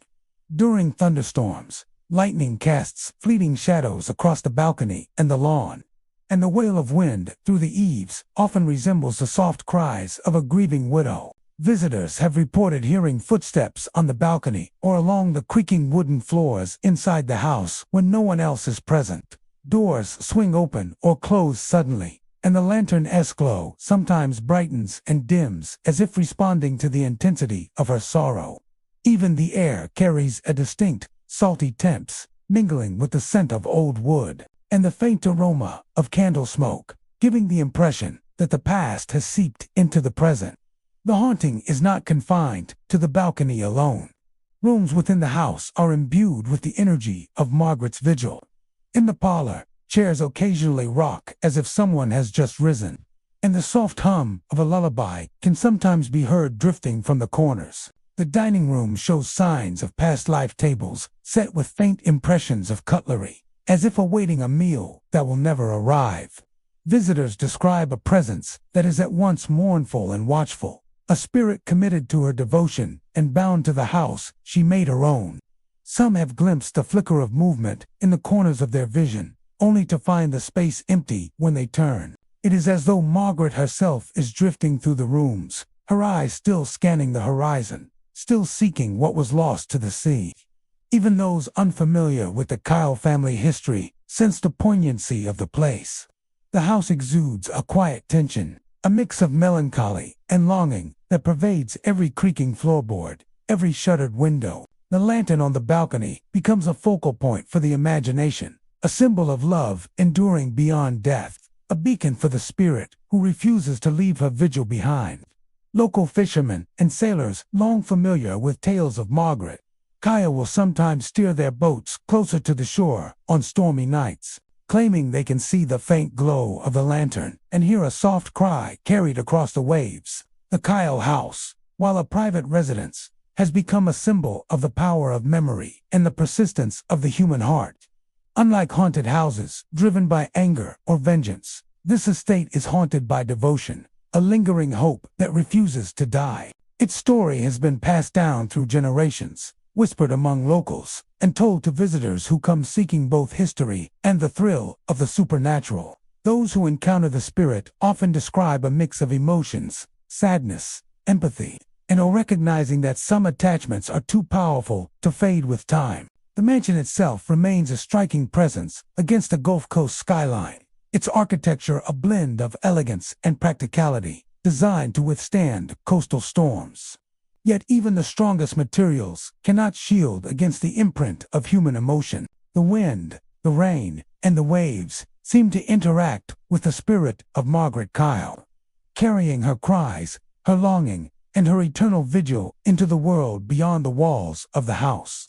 The lantern's glow, faint and wavering, serves as a reminder that some losses leave marks not only on the heart, but on the spaces once inhabited by those who loved too deeply. The Earl Harrison Mansion in Waco, Texas, is a sprawling structure of brick and wrought iron, its stately facade reflecting the grandeur of mid-19th century architecture.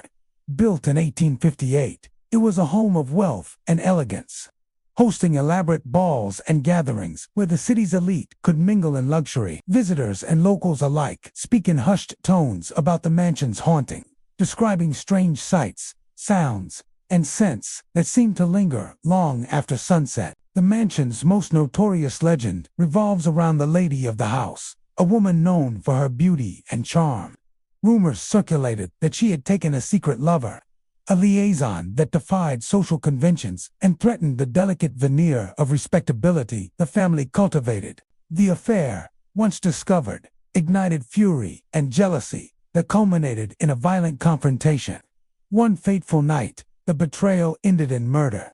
Accounts vary, but the story that endures is of a gunshot that rang through the mansion. A tragedy that left both hearts broken and spirits restless. Since that night, visitors have reported a series of haunting phenomena that seem to replay the events of the past. The mansion's front porch, once a place for quiet contemplation, is now a focal point of spectral activity.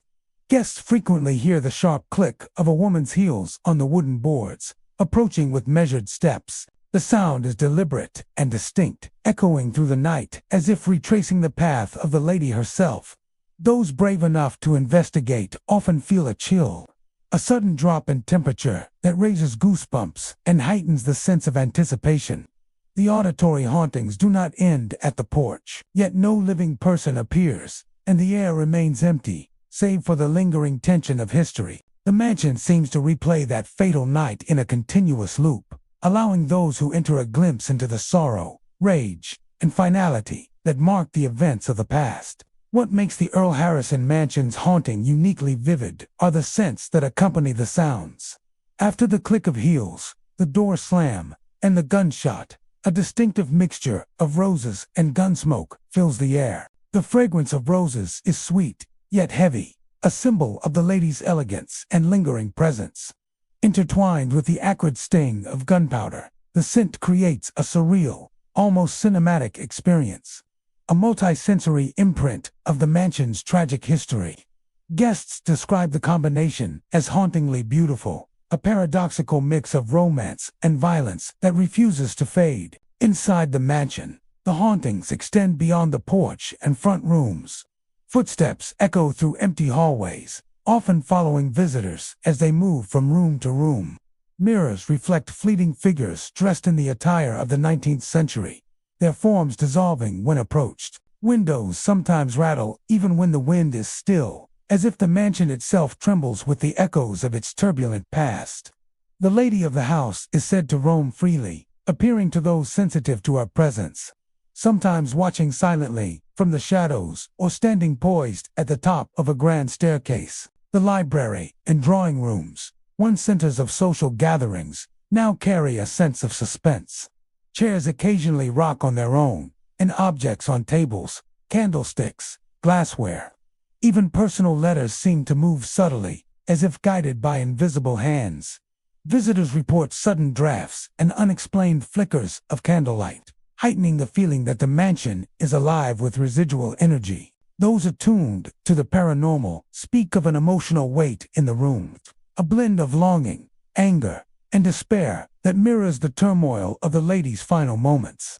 Even on calm nights, the mansion's exterior retains an unsettling charm. The wrought iron gates creak despite still air. Shadows stretch unnaturally across the manicured lawns, and the large front windows sometimes reveal a flicker of movement where no one stands.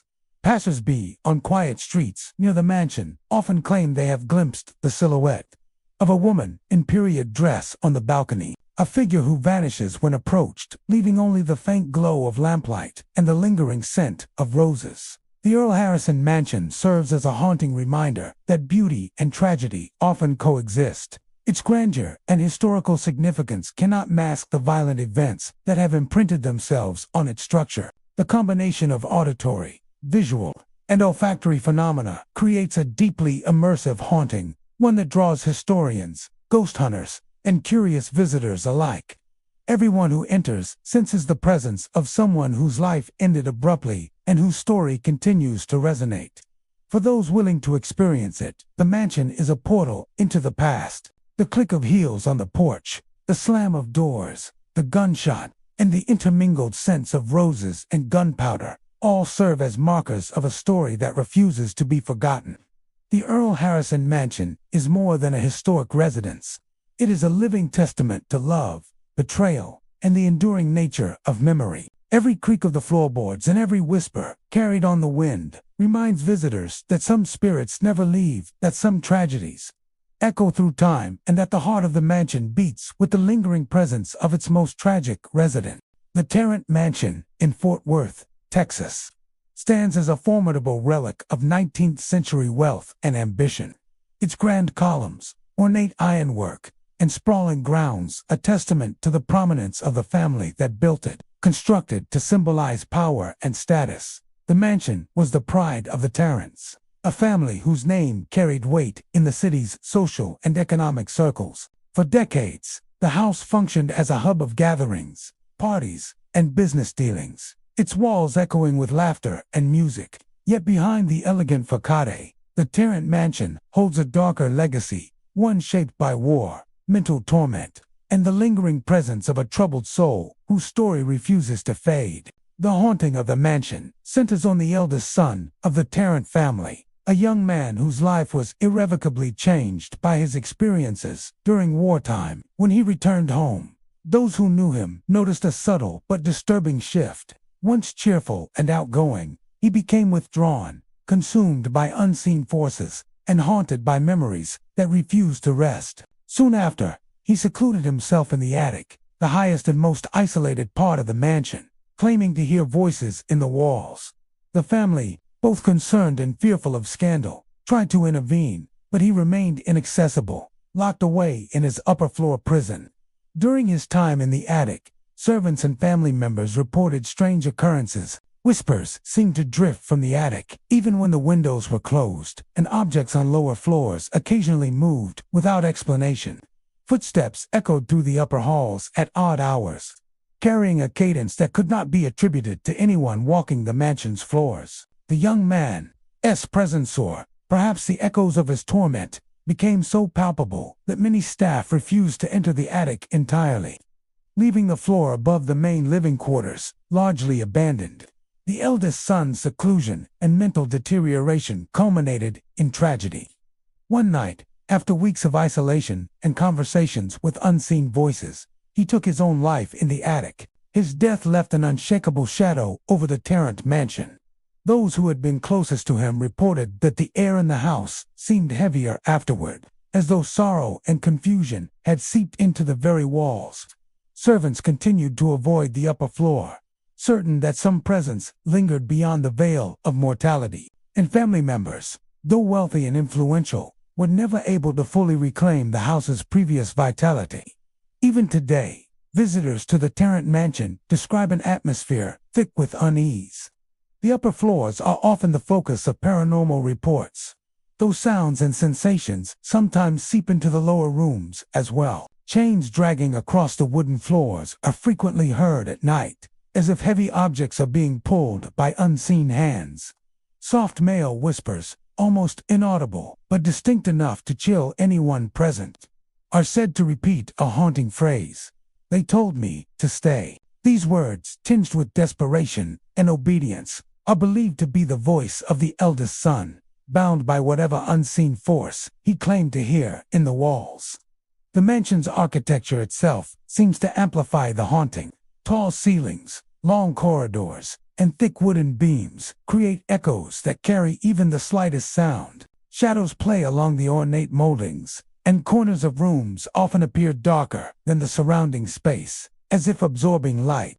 Guests frequently report sudden drops in temperature, particularly near the attic or stairways leading to it, accompanied by a sensation of being watched. Some claim that objects, such as candlesticks, books, or chairs, move subtly, sometimes returning to their original positions later, almost as if a presence is experimenting with its surroundings. The Tarrant mansion's haunting extends beyond auditory and visual phenomena.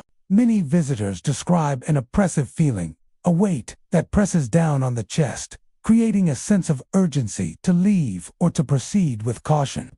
Some have glimpsed the shadow of a man, always fleeting, appearing at the top of the stairs or near attic windows. Others report hearing faint scratching or tapping within the walls, exactly where the eldest son once claimed to hear voices, reinforcing the notion that the house itself may hold the memories of his final days.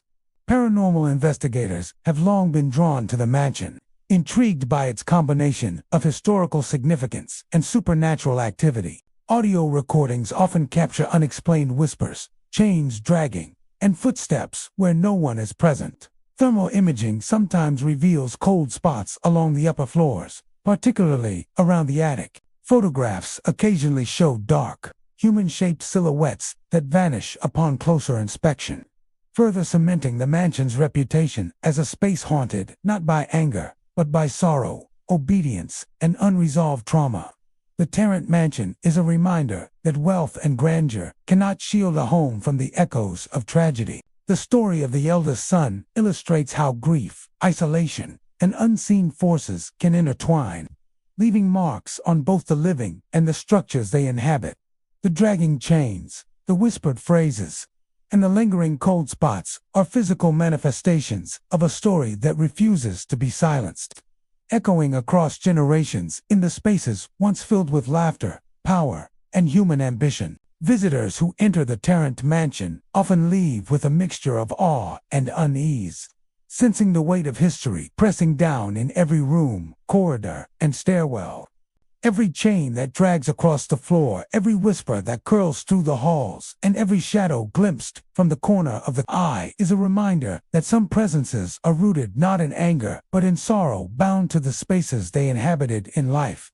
The Harrison House in Palestine, Texas, is a stately brick home with white columns and sweeping verandas, a structure that speaks of wealth, tradition, and a storied past. Built in the mid-1800s, it once served as the residence of the Harrison family, prominent figures in local business and society.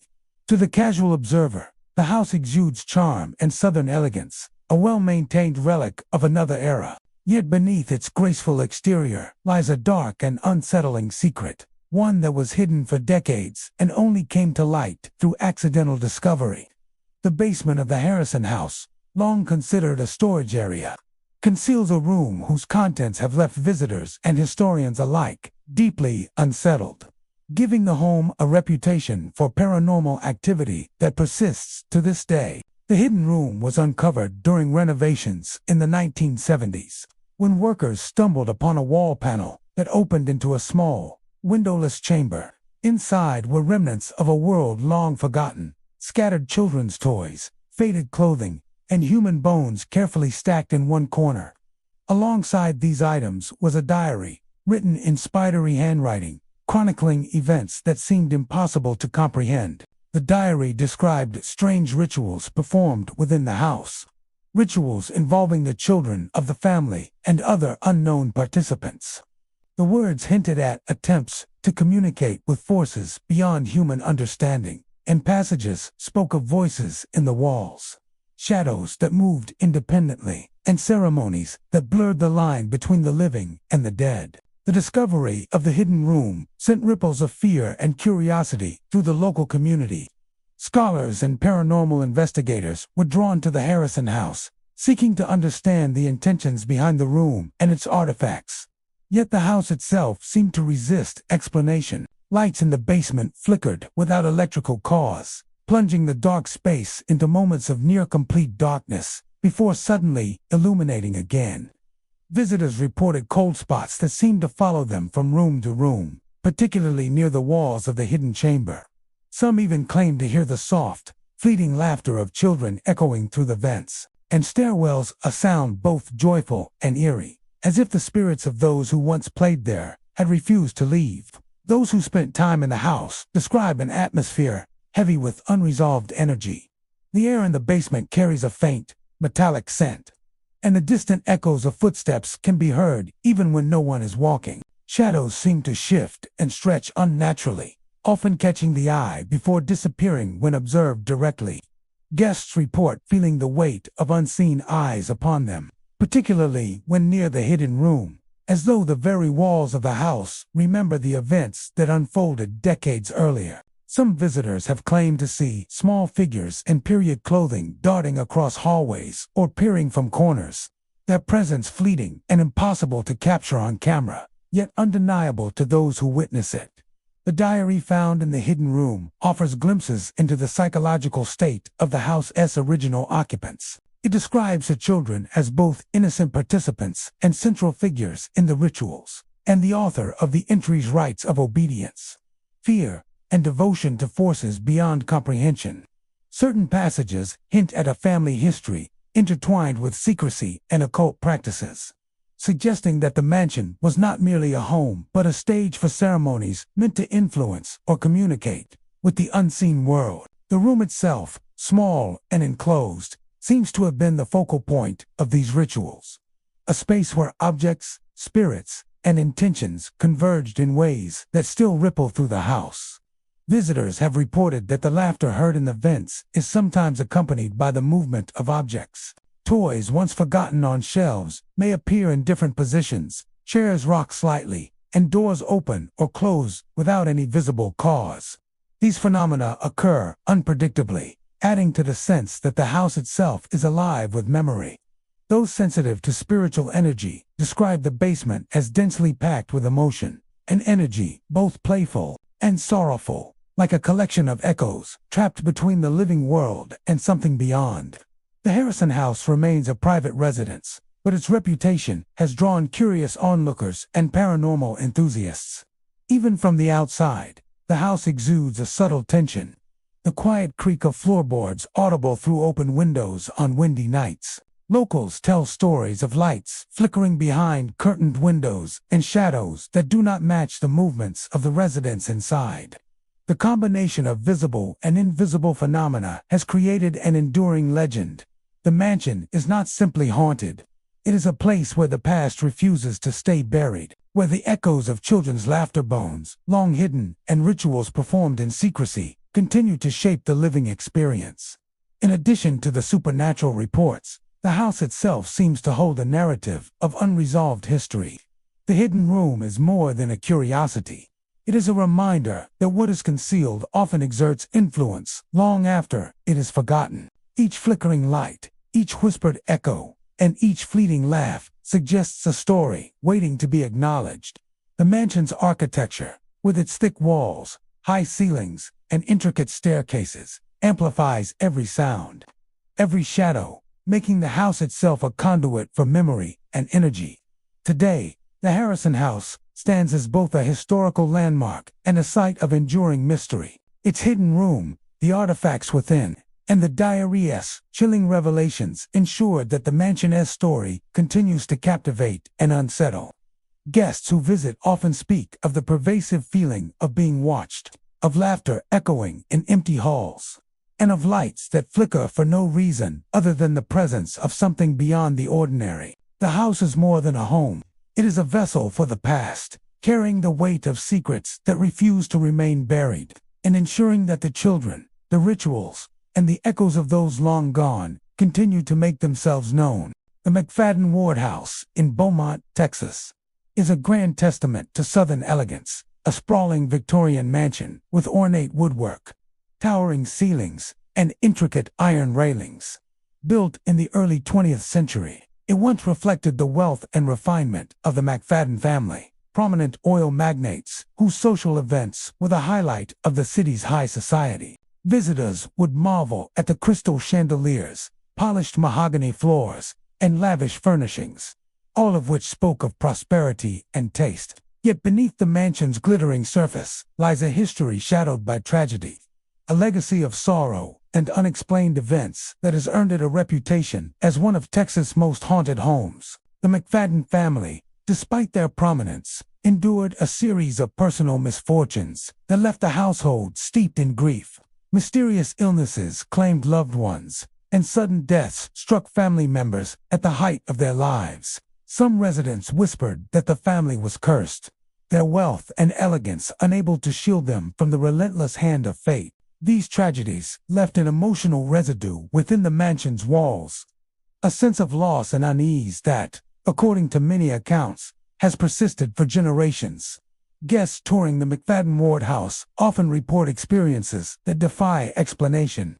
One of the most common phenomena involves the sensation of a hand brushing against the shoulder, a touch both fleeting and chilling. Visitors have described turning sharply, only to find the room empty.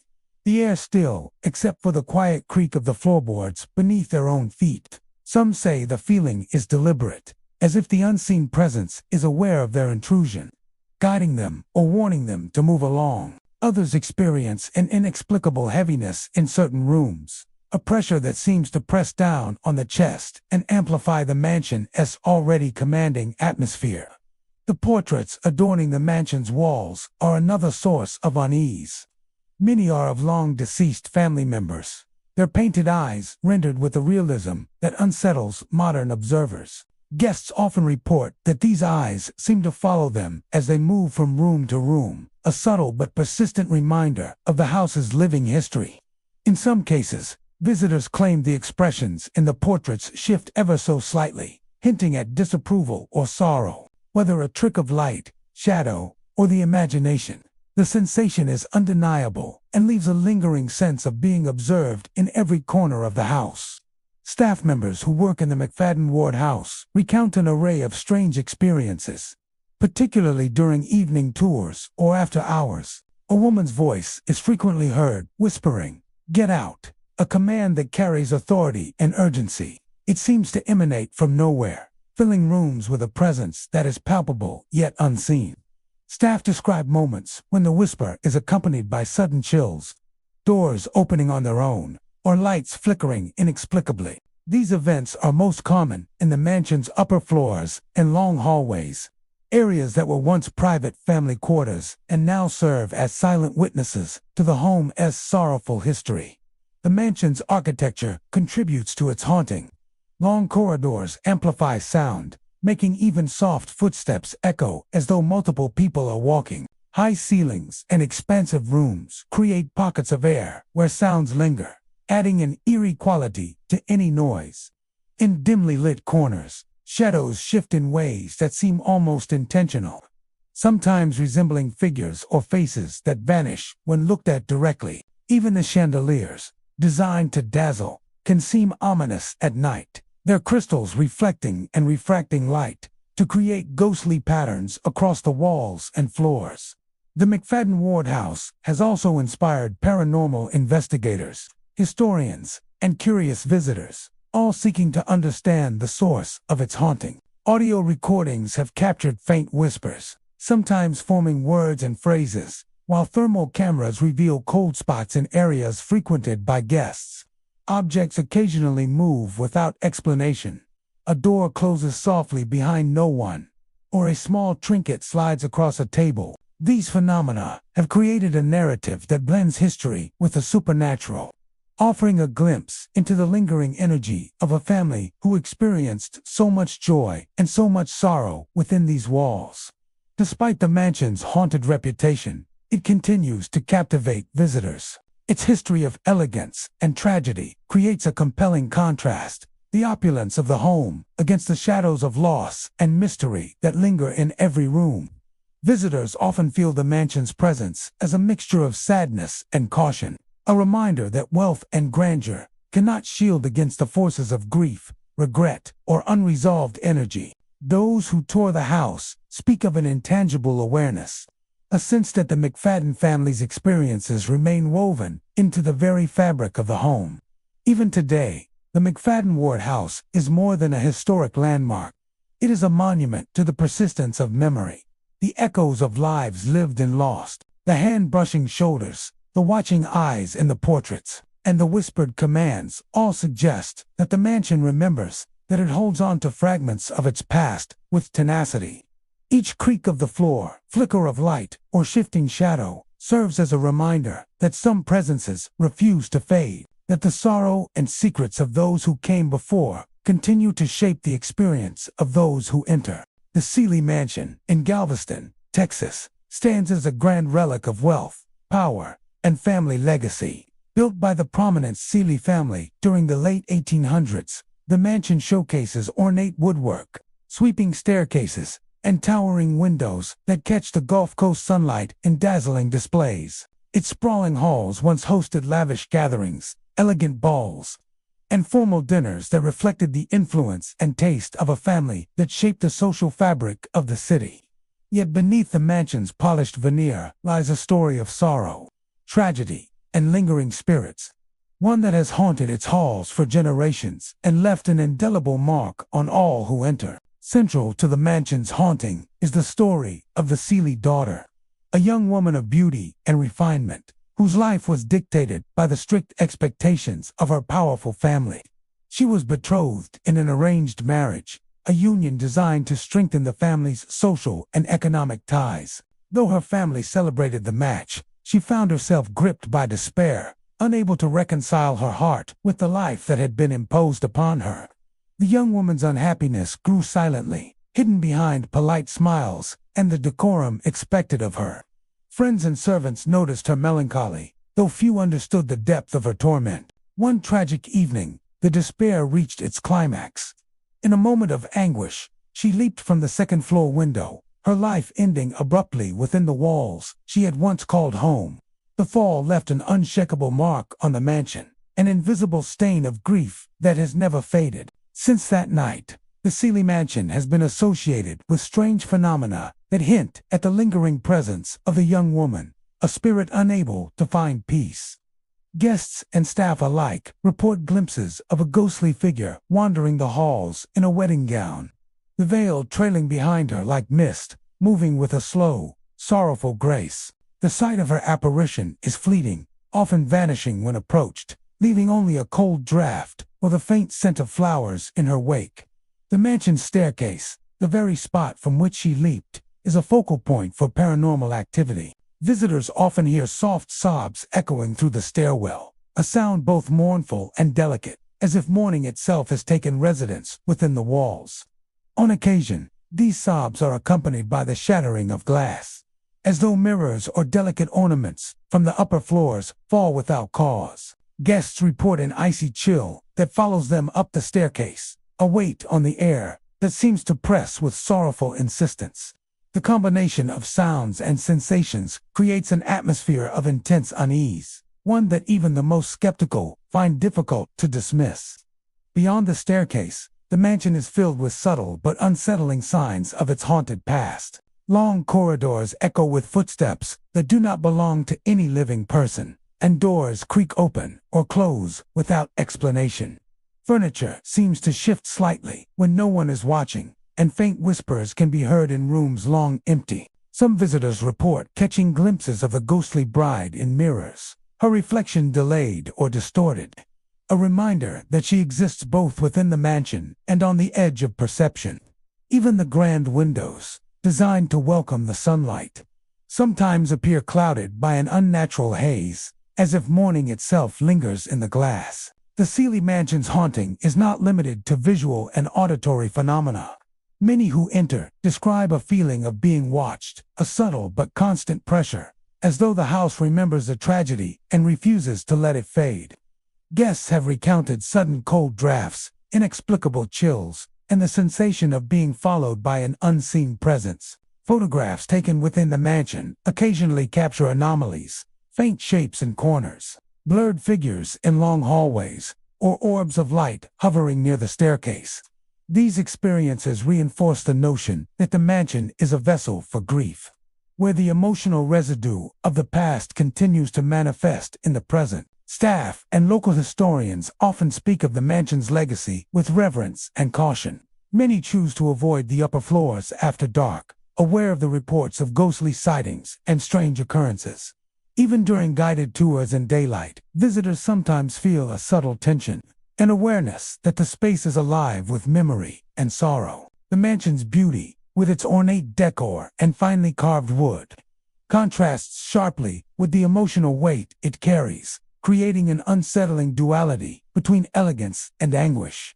The Seeley Mansion remains an enduring symbol of both historical grandeur and the lasting impact of personal tragedy. Its ghostly bride, wandering in her wedding gown, serves as a reminder that wealth and privilege cannot shield one from sorrow, and that unresolved grief can echo for decades, leaving an imprint on the places once filled with life. The sobs that reverberate through the staircase, the sound of shattered glass, and the fleeting visions of the spectral figure all tell a story of despair and unfulfilled longing, a narrative woven into the mansion itself. Visitors who enter the Seeley Mansion experience more than just the beauty of Southern architecture. They encounter a space where history and haunting intertwine. The echoes of laughter, the sorrowful whispers, and the soft movement of the ghostly bride create a palpable presence that lingers long after leaving. The mansion teaches that some tragedies cannot remain buried, and that spirits tethered to their pain continue to roam the halls where their stories were written in life. The Vaughn House in Abilene, Texas, stands as a monument to both ambition and madness. Once the proud home of oil baron Harold Vaughn, the mansion was a symbol of wealth, success, and influence. Vaughn built his fortune during the oil boom, a man both admired and feared for his sharp business mind and ruthless drive. The sprawling estate, with its grand windows, ornate moldings, and long corridors lined with mirrors, reflected his desire not only for luxury but for control over everything and everyone around him. But what was meant to celebrate triumph ultimately became a prison of obsession and despair. Harold Vaughn's downfall was as dramatic as his rise. A series of failed investments, combined with the volatile nature of the oil market, drained his fortune. Once surrounded by admirers and business partners, he found himself increasingly isolated, consumed by the fear of losing everything he had built. According to local lore, the final days of Vaughn's life were spent in near total seclusion. He barred himself inside the mansion, refusing to see anyone, even as creditors and former associates arrived at the gates. Inside, he was said to talk to himself, pacing from room to room, surrounded by mirrors that reflected both his vanity and his growing paranoia. When Vaughn's absence could no longer be ignored, the police were called. Upon entering the mansion, they discovered a scene that sent chills through even the most hardened officers. The mirrors that lined the walls were all draped in black cloth, their reflective surfaces hidden as if to shield the world from what lay within. On the walls, scratched deep into the plaster, was a single word repeated in jagged letters: mine. There was no trace of Vaughn himself, no notes, no letters, only the sense that the house had absorbed his rage, his fear, and his obsession. The mansion, it seemed, had become a tomb of greed. Even today, the Vaughn house maintains an unsettling presence. Visitors report seeing faces in the mirrors, eyes wide with hunger, staring back with a silent accusation. These reflections are not always clear. Sometimes they appear distorted, shadows pressed against the glass as if trying to escape the mansion itself. The effect is disorienting, a reminder that the mansion retains a memory of its last resident, and perhaps even a fragment of his consciousness. Guests have described the sensation of being watched, an oppressive weight pressing down from unseen corners, and the faint echo of footsteps pacing behind them in empty hallways. The mirrors, once symbols of luxury and vanity, are now objects of unease. Some visitors say that when they stare into the glass, they catch glimpses of a man's face, eyes wild with greed and desperation. Others hear faint whispers, words unfinished, carried on a breeze that seems to pass through the house itself. Objects occasionally move on their own. A chair tipped over, a book sliding from a shelf, as though the mansion itself reacts to the intrusion of the living. The Vaughn house remains uninhabited, a cautionary tale frozen in time. Its history is woven with the story of a man whose pride and ambition became his undoing.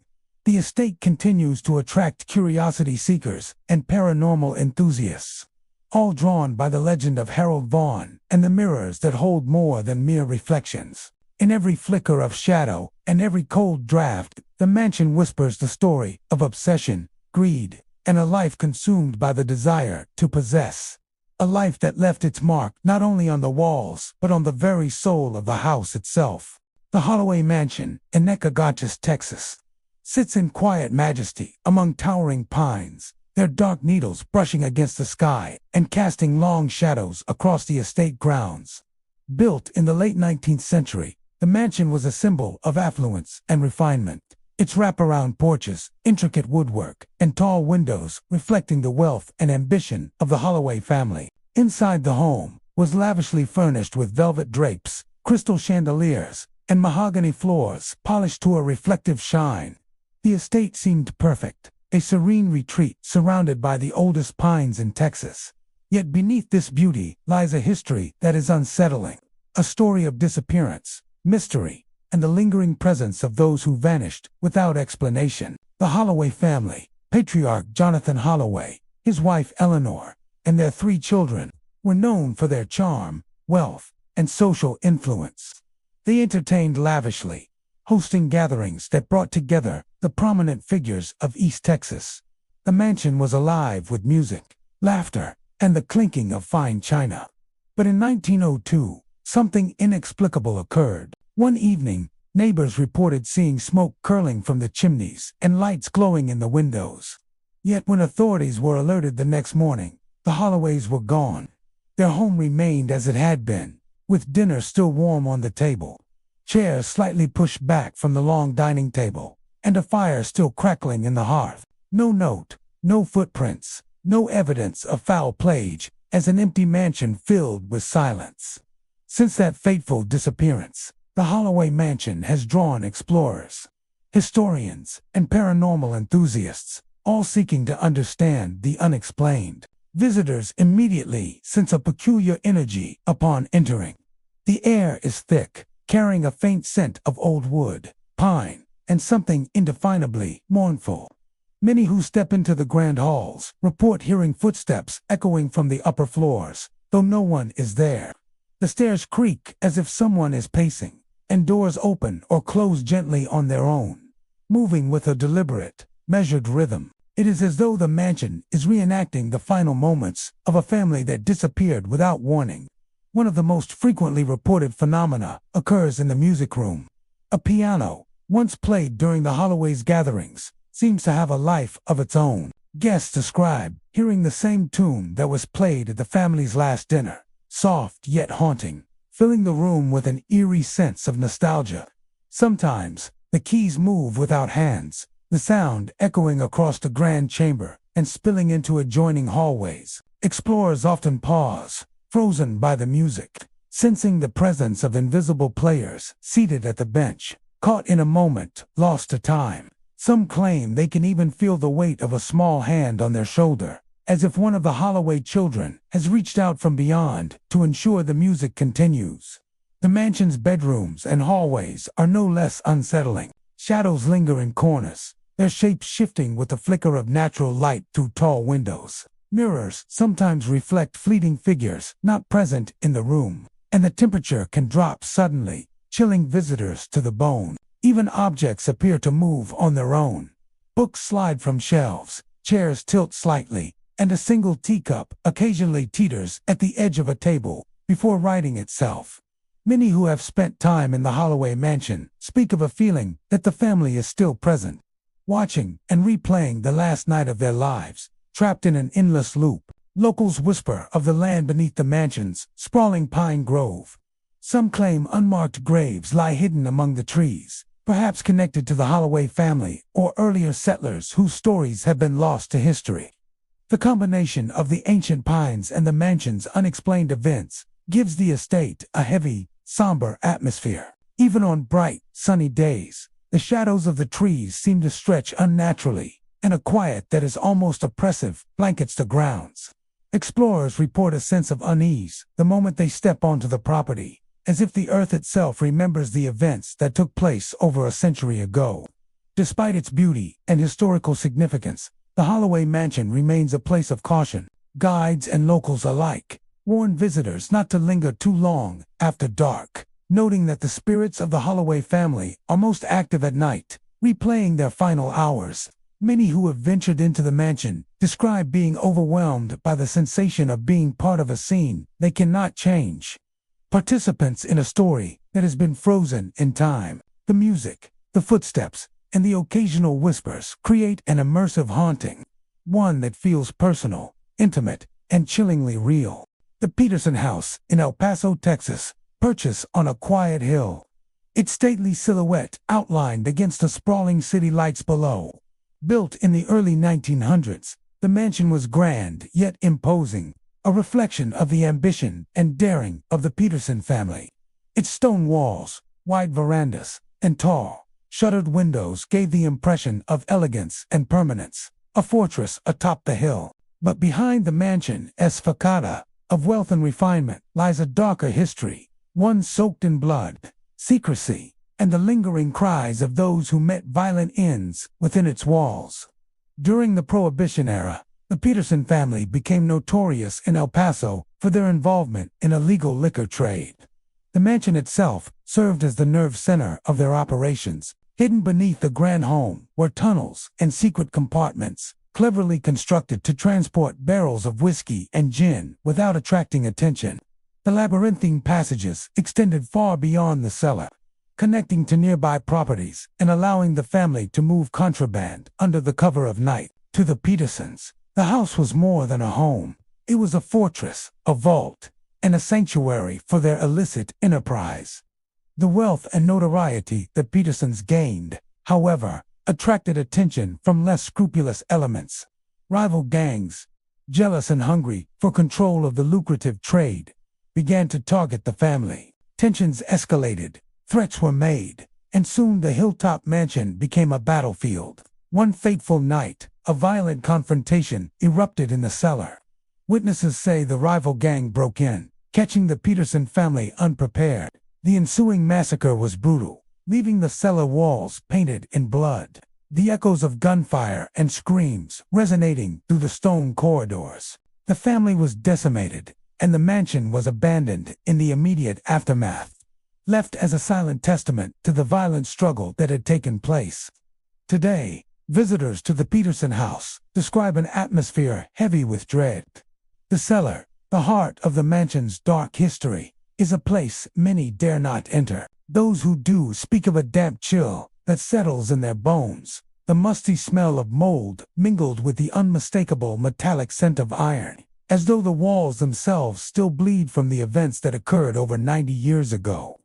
Occasionally, a visitor will hear a scream reverberate from below, sharp and sudden, cutting through the silence of the mansion's otherwise empty halls. Others report dripping water from unseen sources, falling with an eerie cadence that seems almost deliberate, echoing off the stone walls in a rhythm that mirrors a heartbeat.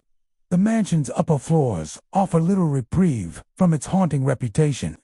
Guests often hear footsteps on staircases when no one is present, or doors creak open and shut with no wind to move them. Windows occasionally rattle, and shadows move unnaturally across the walls. Shapes indistinct, but unmistakably human in form. Some have even seen fleeting figures near the edges of their vision, faces twisted in silent agony or rage, vanishing the moment they are fully noticed. The mansion exudes a sense of lingering violence, as though the air itself remembers the horrors committed within its cellar. Locals in El Paso speak of the mansion with hushed tones. They tell stories of people attempting to restore the property or explore its depths, only to retreat hastily, unnerved by unexplained phenomena. Paranormal investigators have recorded distorted voices on audio devices, the faint echo of cries and commands that seem to originate from the cellar. Temperature readings often spike or plummet inexplicably, and some claim to have felt unseen hands brush against them as they explore the darkened hallways. The mansion, it seems, preserves the memory of its bloody past, replaying the night of the massacre for anyone willing to bear witness. Despite the mansion's chilling reputation, it continues to draw visitors. Some are drawn by history, some by morbid curiosity, and others by the hope of encountering something supernatural. All who enter leave with the same uneasy sense that the house is alive, attuned to the energy of those who walked its halls long ago. The Peterson house is not merely a relic of Prohibition-era crime. It is a space where past and present intersect, where the echoes of greed, power, and violence refuse to be silenced. The hilltop mansion stands today as a haunting reminder of ambition unchecked and vengeance pursued to deadly ends. Its tunnels, once a secret pathway for illicit trade, have become conduits for the restless spirits of those who died there. The cellar drips with the memory of blood and sorrow, while the upper floors carry whispers, footsteps, and shadows that defy explanation. To enter the Peterson house is to confront a place where history and horror converge, a mansion where the sins of the past are etched into the very stones and where the cries of the dead continue to echo through the quiet El Paso night. The Wilson Estate in Huntsville, Texas, stands as a haunting testament to the complexities of Southern wealth and the dark legacies that sometimes accompany it. Situated not far from the state prison grounds, the mansion is imposing, with tall white columns, weathered brick, and expansive porches overlooking sprawling grounds. Built in the mid-1800s, the estate reflected the prosperity of its owner, Jonathan Wilson, a man known both for his charm and for his ruthless business practices. While outwardly a symbol of refinement, the mansion would become infamous for its connection to tragic events, sinister dealings, and a restless spirit that still haunts the property. Jonathan Wilson was a wealthy industrialist whose fortune came from timber, real estate, and his controversial arrangements with the nearby prison. Local legend holds that Wilson struck deals with inmates, offering them small luxuries or favors in exchange for labor on the estate. Some were tasked with clearing land, others with tending gardens, and a few were sent to renovate portions of the mansion itself. While some accounts suggest these arrangements were mutually beneficial, whispers among townspeople implied that Wilson's dealings were coercive, taking advantage of desperate men with few options. Regardless of the details, the mansion became a place where the boundaries between wealth, exploitation, and cruelty blurred. In 1874, Wilson's life ended abruptly and mysteriously. He was found hanging in the attic, a rope still swaying from the rafters, the result of what many assumed was either a desperate act or retribution for his dealings. Some say he was pushed to the brink by guilt. Others whisper that he was confronted by someone from the prison, seeking vengeance for years of forced labor. Regardless, his death marked the mansion with a shadow that would linger for generations. From that day forward, tales of hauntings and strange occurrences began to circulate, each reinforcing the idea that the estate itself remembered the sins committed within its walls. Visitors to the Wilson mansion often speak of a peculiar heaviness in the air, a sensation that seems to press down upon the chest as if the house itself breathes with a mournful intent. Entering the attic, one can still see the rope swing gently from the rafters, though there is no breeze to move it. Some have reported hearing faint creaks in rhythm with their own footsteps, as though the rope responds to the presence of the living. Shadows twist across the rafters and walls, forming shapes that vanish when approached, leaving only the sense of being watched by a presence that cannot rest. The mansion's lower floors carry their own eerie manifestations. Chains rattle from the corners of empty rooms, as though prisoners long gone are still tending to their tasks, bound by duty or by the invisible threads of the estate's tragic past.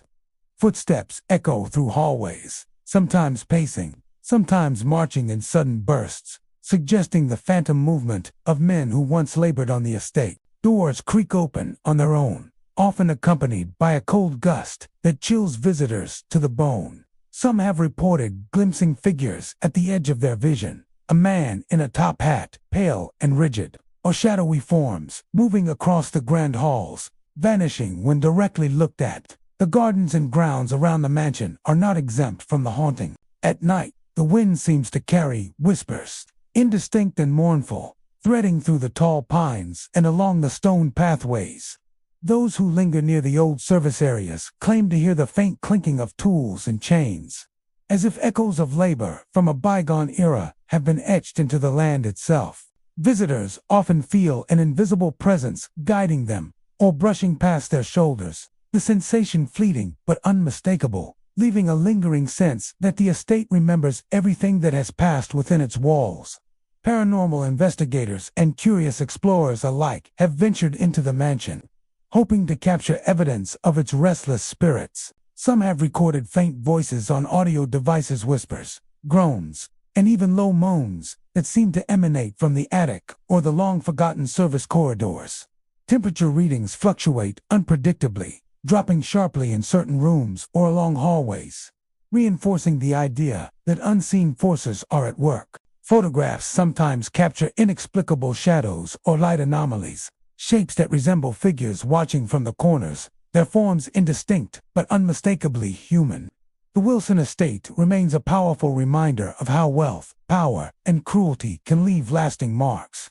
The mansion itself seems to hold a memory, preserving both the opulence of the past and the darkness that came with it. Guests report leaving with an uneasy mix of awe and fear, haunted by the feeling that they have glimpsed something more than a house, that they have entered a space where history and lingering spirits intertwine. Even today, when the sun sets over Huntsville and the city lights shimmer below the hill, the Wilson Mansion holds its secrets. The attic rope sways with no one beneath it, chains rattle in empty rooms, and the presence of Jonathan Wilson, or perhaps the echoes of those he exploited, can still be felt. To step inside is to confront a place where pride, greed, and tragedy linger in every shadowed corner. A mansion where the past refuses to rest, and where the cries and creaks of long-dead occupants continue to echo through time. The Belmont Mansion in San Antonio, Texas, rises from the earth with an air of foreboding elegance. Its stone walls and sprawling verandas suggest wealth, power, and refinement. But behind the grand facade lies a history steeped in darkness, deceit, and tragedy. Built in the mid-1800s, the mansion was the pride of the Belmont family, a lineage that amassed its fortune through cunning, betrayal, and acts so ruthless that whispers of their cruelty still cling to the estate like morning mist. Today, the mansion sits empty, its halls silent to the living, yet full of stories that refuse to die, echoing the sins of its past in every shadowed corner. The Belmonts were a family obsessed with power. Their wealth came from business dealings that skirted legality, ventures in land, and trade that relied on exploiting others, and schemes designed to undermine rivals. Some say the foundation of their fortune was literally laid in blood, a claim bolstered by tales of family members disappearing under mysterious circumstances and servants who vanished without a trace. The mansion itself was designed to impress, with towering ceilings, ornate woodwork, and sprawling gardens. But its beauty was a veneer, concealing the violence and corruption that had built it. The final heir of the Belmont line, a man named Jonathan Belmont, inherited the mansion as a young man.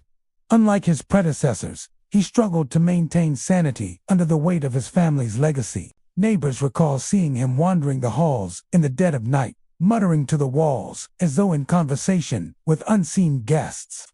Jonathan claimed the ghosts of his ancestors spoke to him constantly, whispering their secrets, reprimanding him, and urging him toward acts he could neither resist nor understand. He became reclusive. His only companions, the shadows that seemed to follow him through the mansion's corridors, and the walls themselves, which, he insisted, moved to reflect the voices of the dead. Jonathan's mental state deteriorated rapidly. Those who tried to intervene described the mansion as alive with energy, almost hostile in its atmosphere. Doors slammed of their own accord, lights flickered unpredictably, and strange sounds, footsteps, laughter, whispers, seemed to emerge from the very walls. Objects shifted when no one was watching. Chairs overturned, candlesticks toppled, and mirrors sometimes reflected figures that were never in the room. To the outside observer, these occurrences were minor quirks of an aging house, but to Jonathan they were proof that the mansion itself was speaking, revealing the sins buried within its foundation, and reminding him of the blood that built his family's fortune. Neighbors still report strange activity, even decades after the Belmont line ended. On certain nights, particularly when storms roll in from the south, lights flicker in the windows, despite the house being empty. Shadows seem to dance behind the curtains, and screams, high agonized, sometimes indiscernible, drift through the air. Some claim to see figures moving within, glimpses of men and women in period attire, faces twisted in anger or despair, vanishing before they can be fully recognized. The mansion's gardens are equally unsettling. Pathways that appear solid during the day become treacherous at night, and the wind often carries whispers, like confessions of crimes long past, from the trees and stone walls. Paranormal investigators who have attempted to document the activity describe an overwhelming sensation of being watched. Equipment malfunctions frequently. Recording devices capture faint voices that seem to echo through the structure, and temperatures drop suddenly in specific rooms, only to normalize moments later. Some claim to have felt invisible hands brushing against their skin, or the sensation of being guided or even pushed down staircases. The Belmont Mansion exudes a presence, a consciousness of its own, that seems intent on revealing the horrors of the past to anyone daring enough to enter. Locals share countless tales of individuals who attempted to stay the night. Many fled in terror before midnight, reporting visions of ghostly figures standing silently in doorways, walls whispering names of the missing, and the overwhelming scent of blood and decay. Some describe furniture moving by itself, as if rearranging to mimic the original layout when the family lived there, or objects flying through the air, defying gravity and reason. There are even stories of the mansion's own architecture seeming to change, staircases that lead to nowhere, hallways that twist in impossible angles, and doors opening into rooms that shouldn't exist. The Belmont Mansion's reputation as a cursed place continues to grow. Historians and thrill-seekers alike are drawn by the allure of a house that is both a monument to opulence and a repository of horror. It stands as a reminder that wealth built on deceit and violence carries consequences that endure beyond death. The empty halls are not truly silent. They echo with the footsteps, cries, and whispers of those who died in service, in terror, or in bloodshed. The mansion seems to confess its dark past to anyone who will listen, replaying the tragedies of its history with each flicker of a light, each creaking floorboard, and every scream carried by the wind. In Texas, the line between pride and punishment is as thin as the veil between the living and the dead. These mansions were built to last forever, and in a way, they did. Because every secret, every betrayal, and every scream still echoes through their empty halls. So the next time you pass by a grand, old Texas home glowing faintly in the moonlight, remember, wealth fades, families die, but their sins never leave the house. If you enjoyed this journey into the haunted mansions of Texas, be sure to like, subscribe, and share this story with your fellow night travelers. And until we meet again, keep your doors locked, your mirrors covered, and your lights burning low.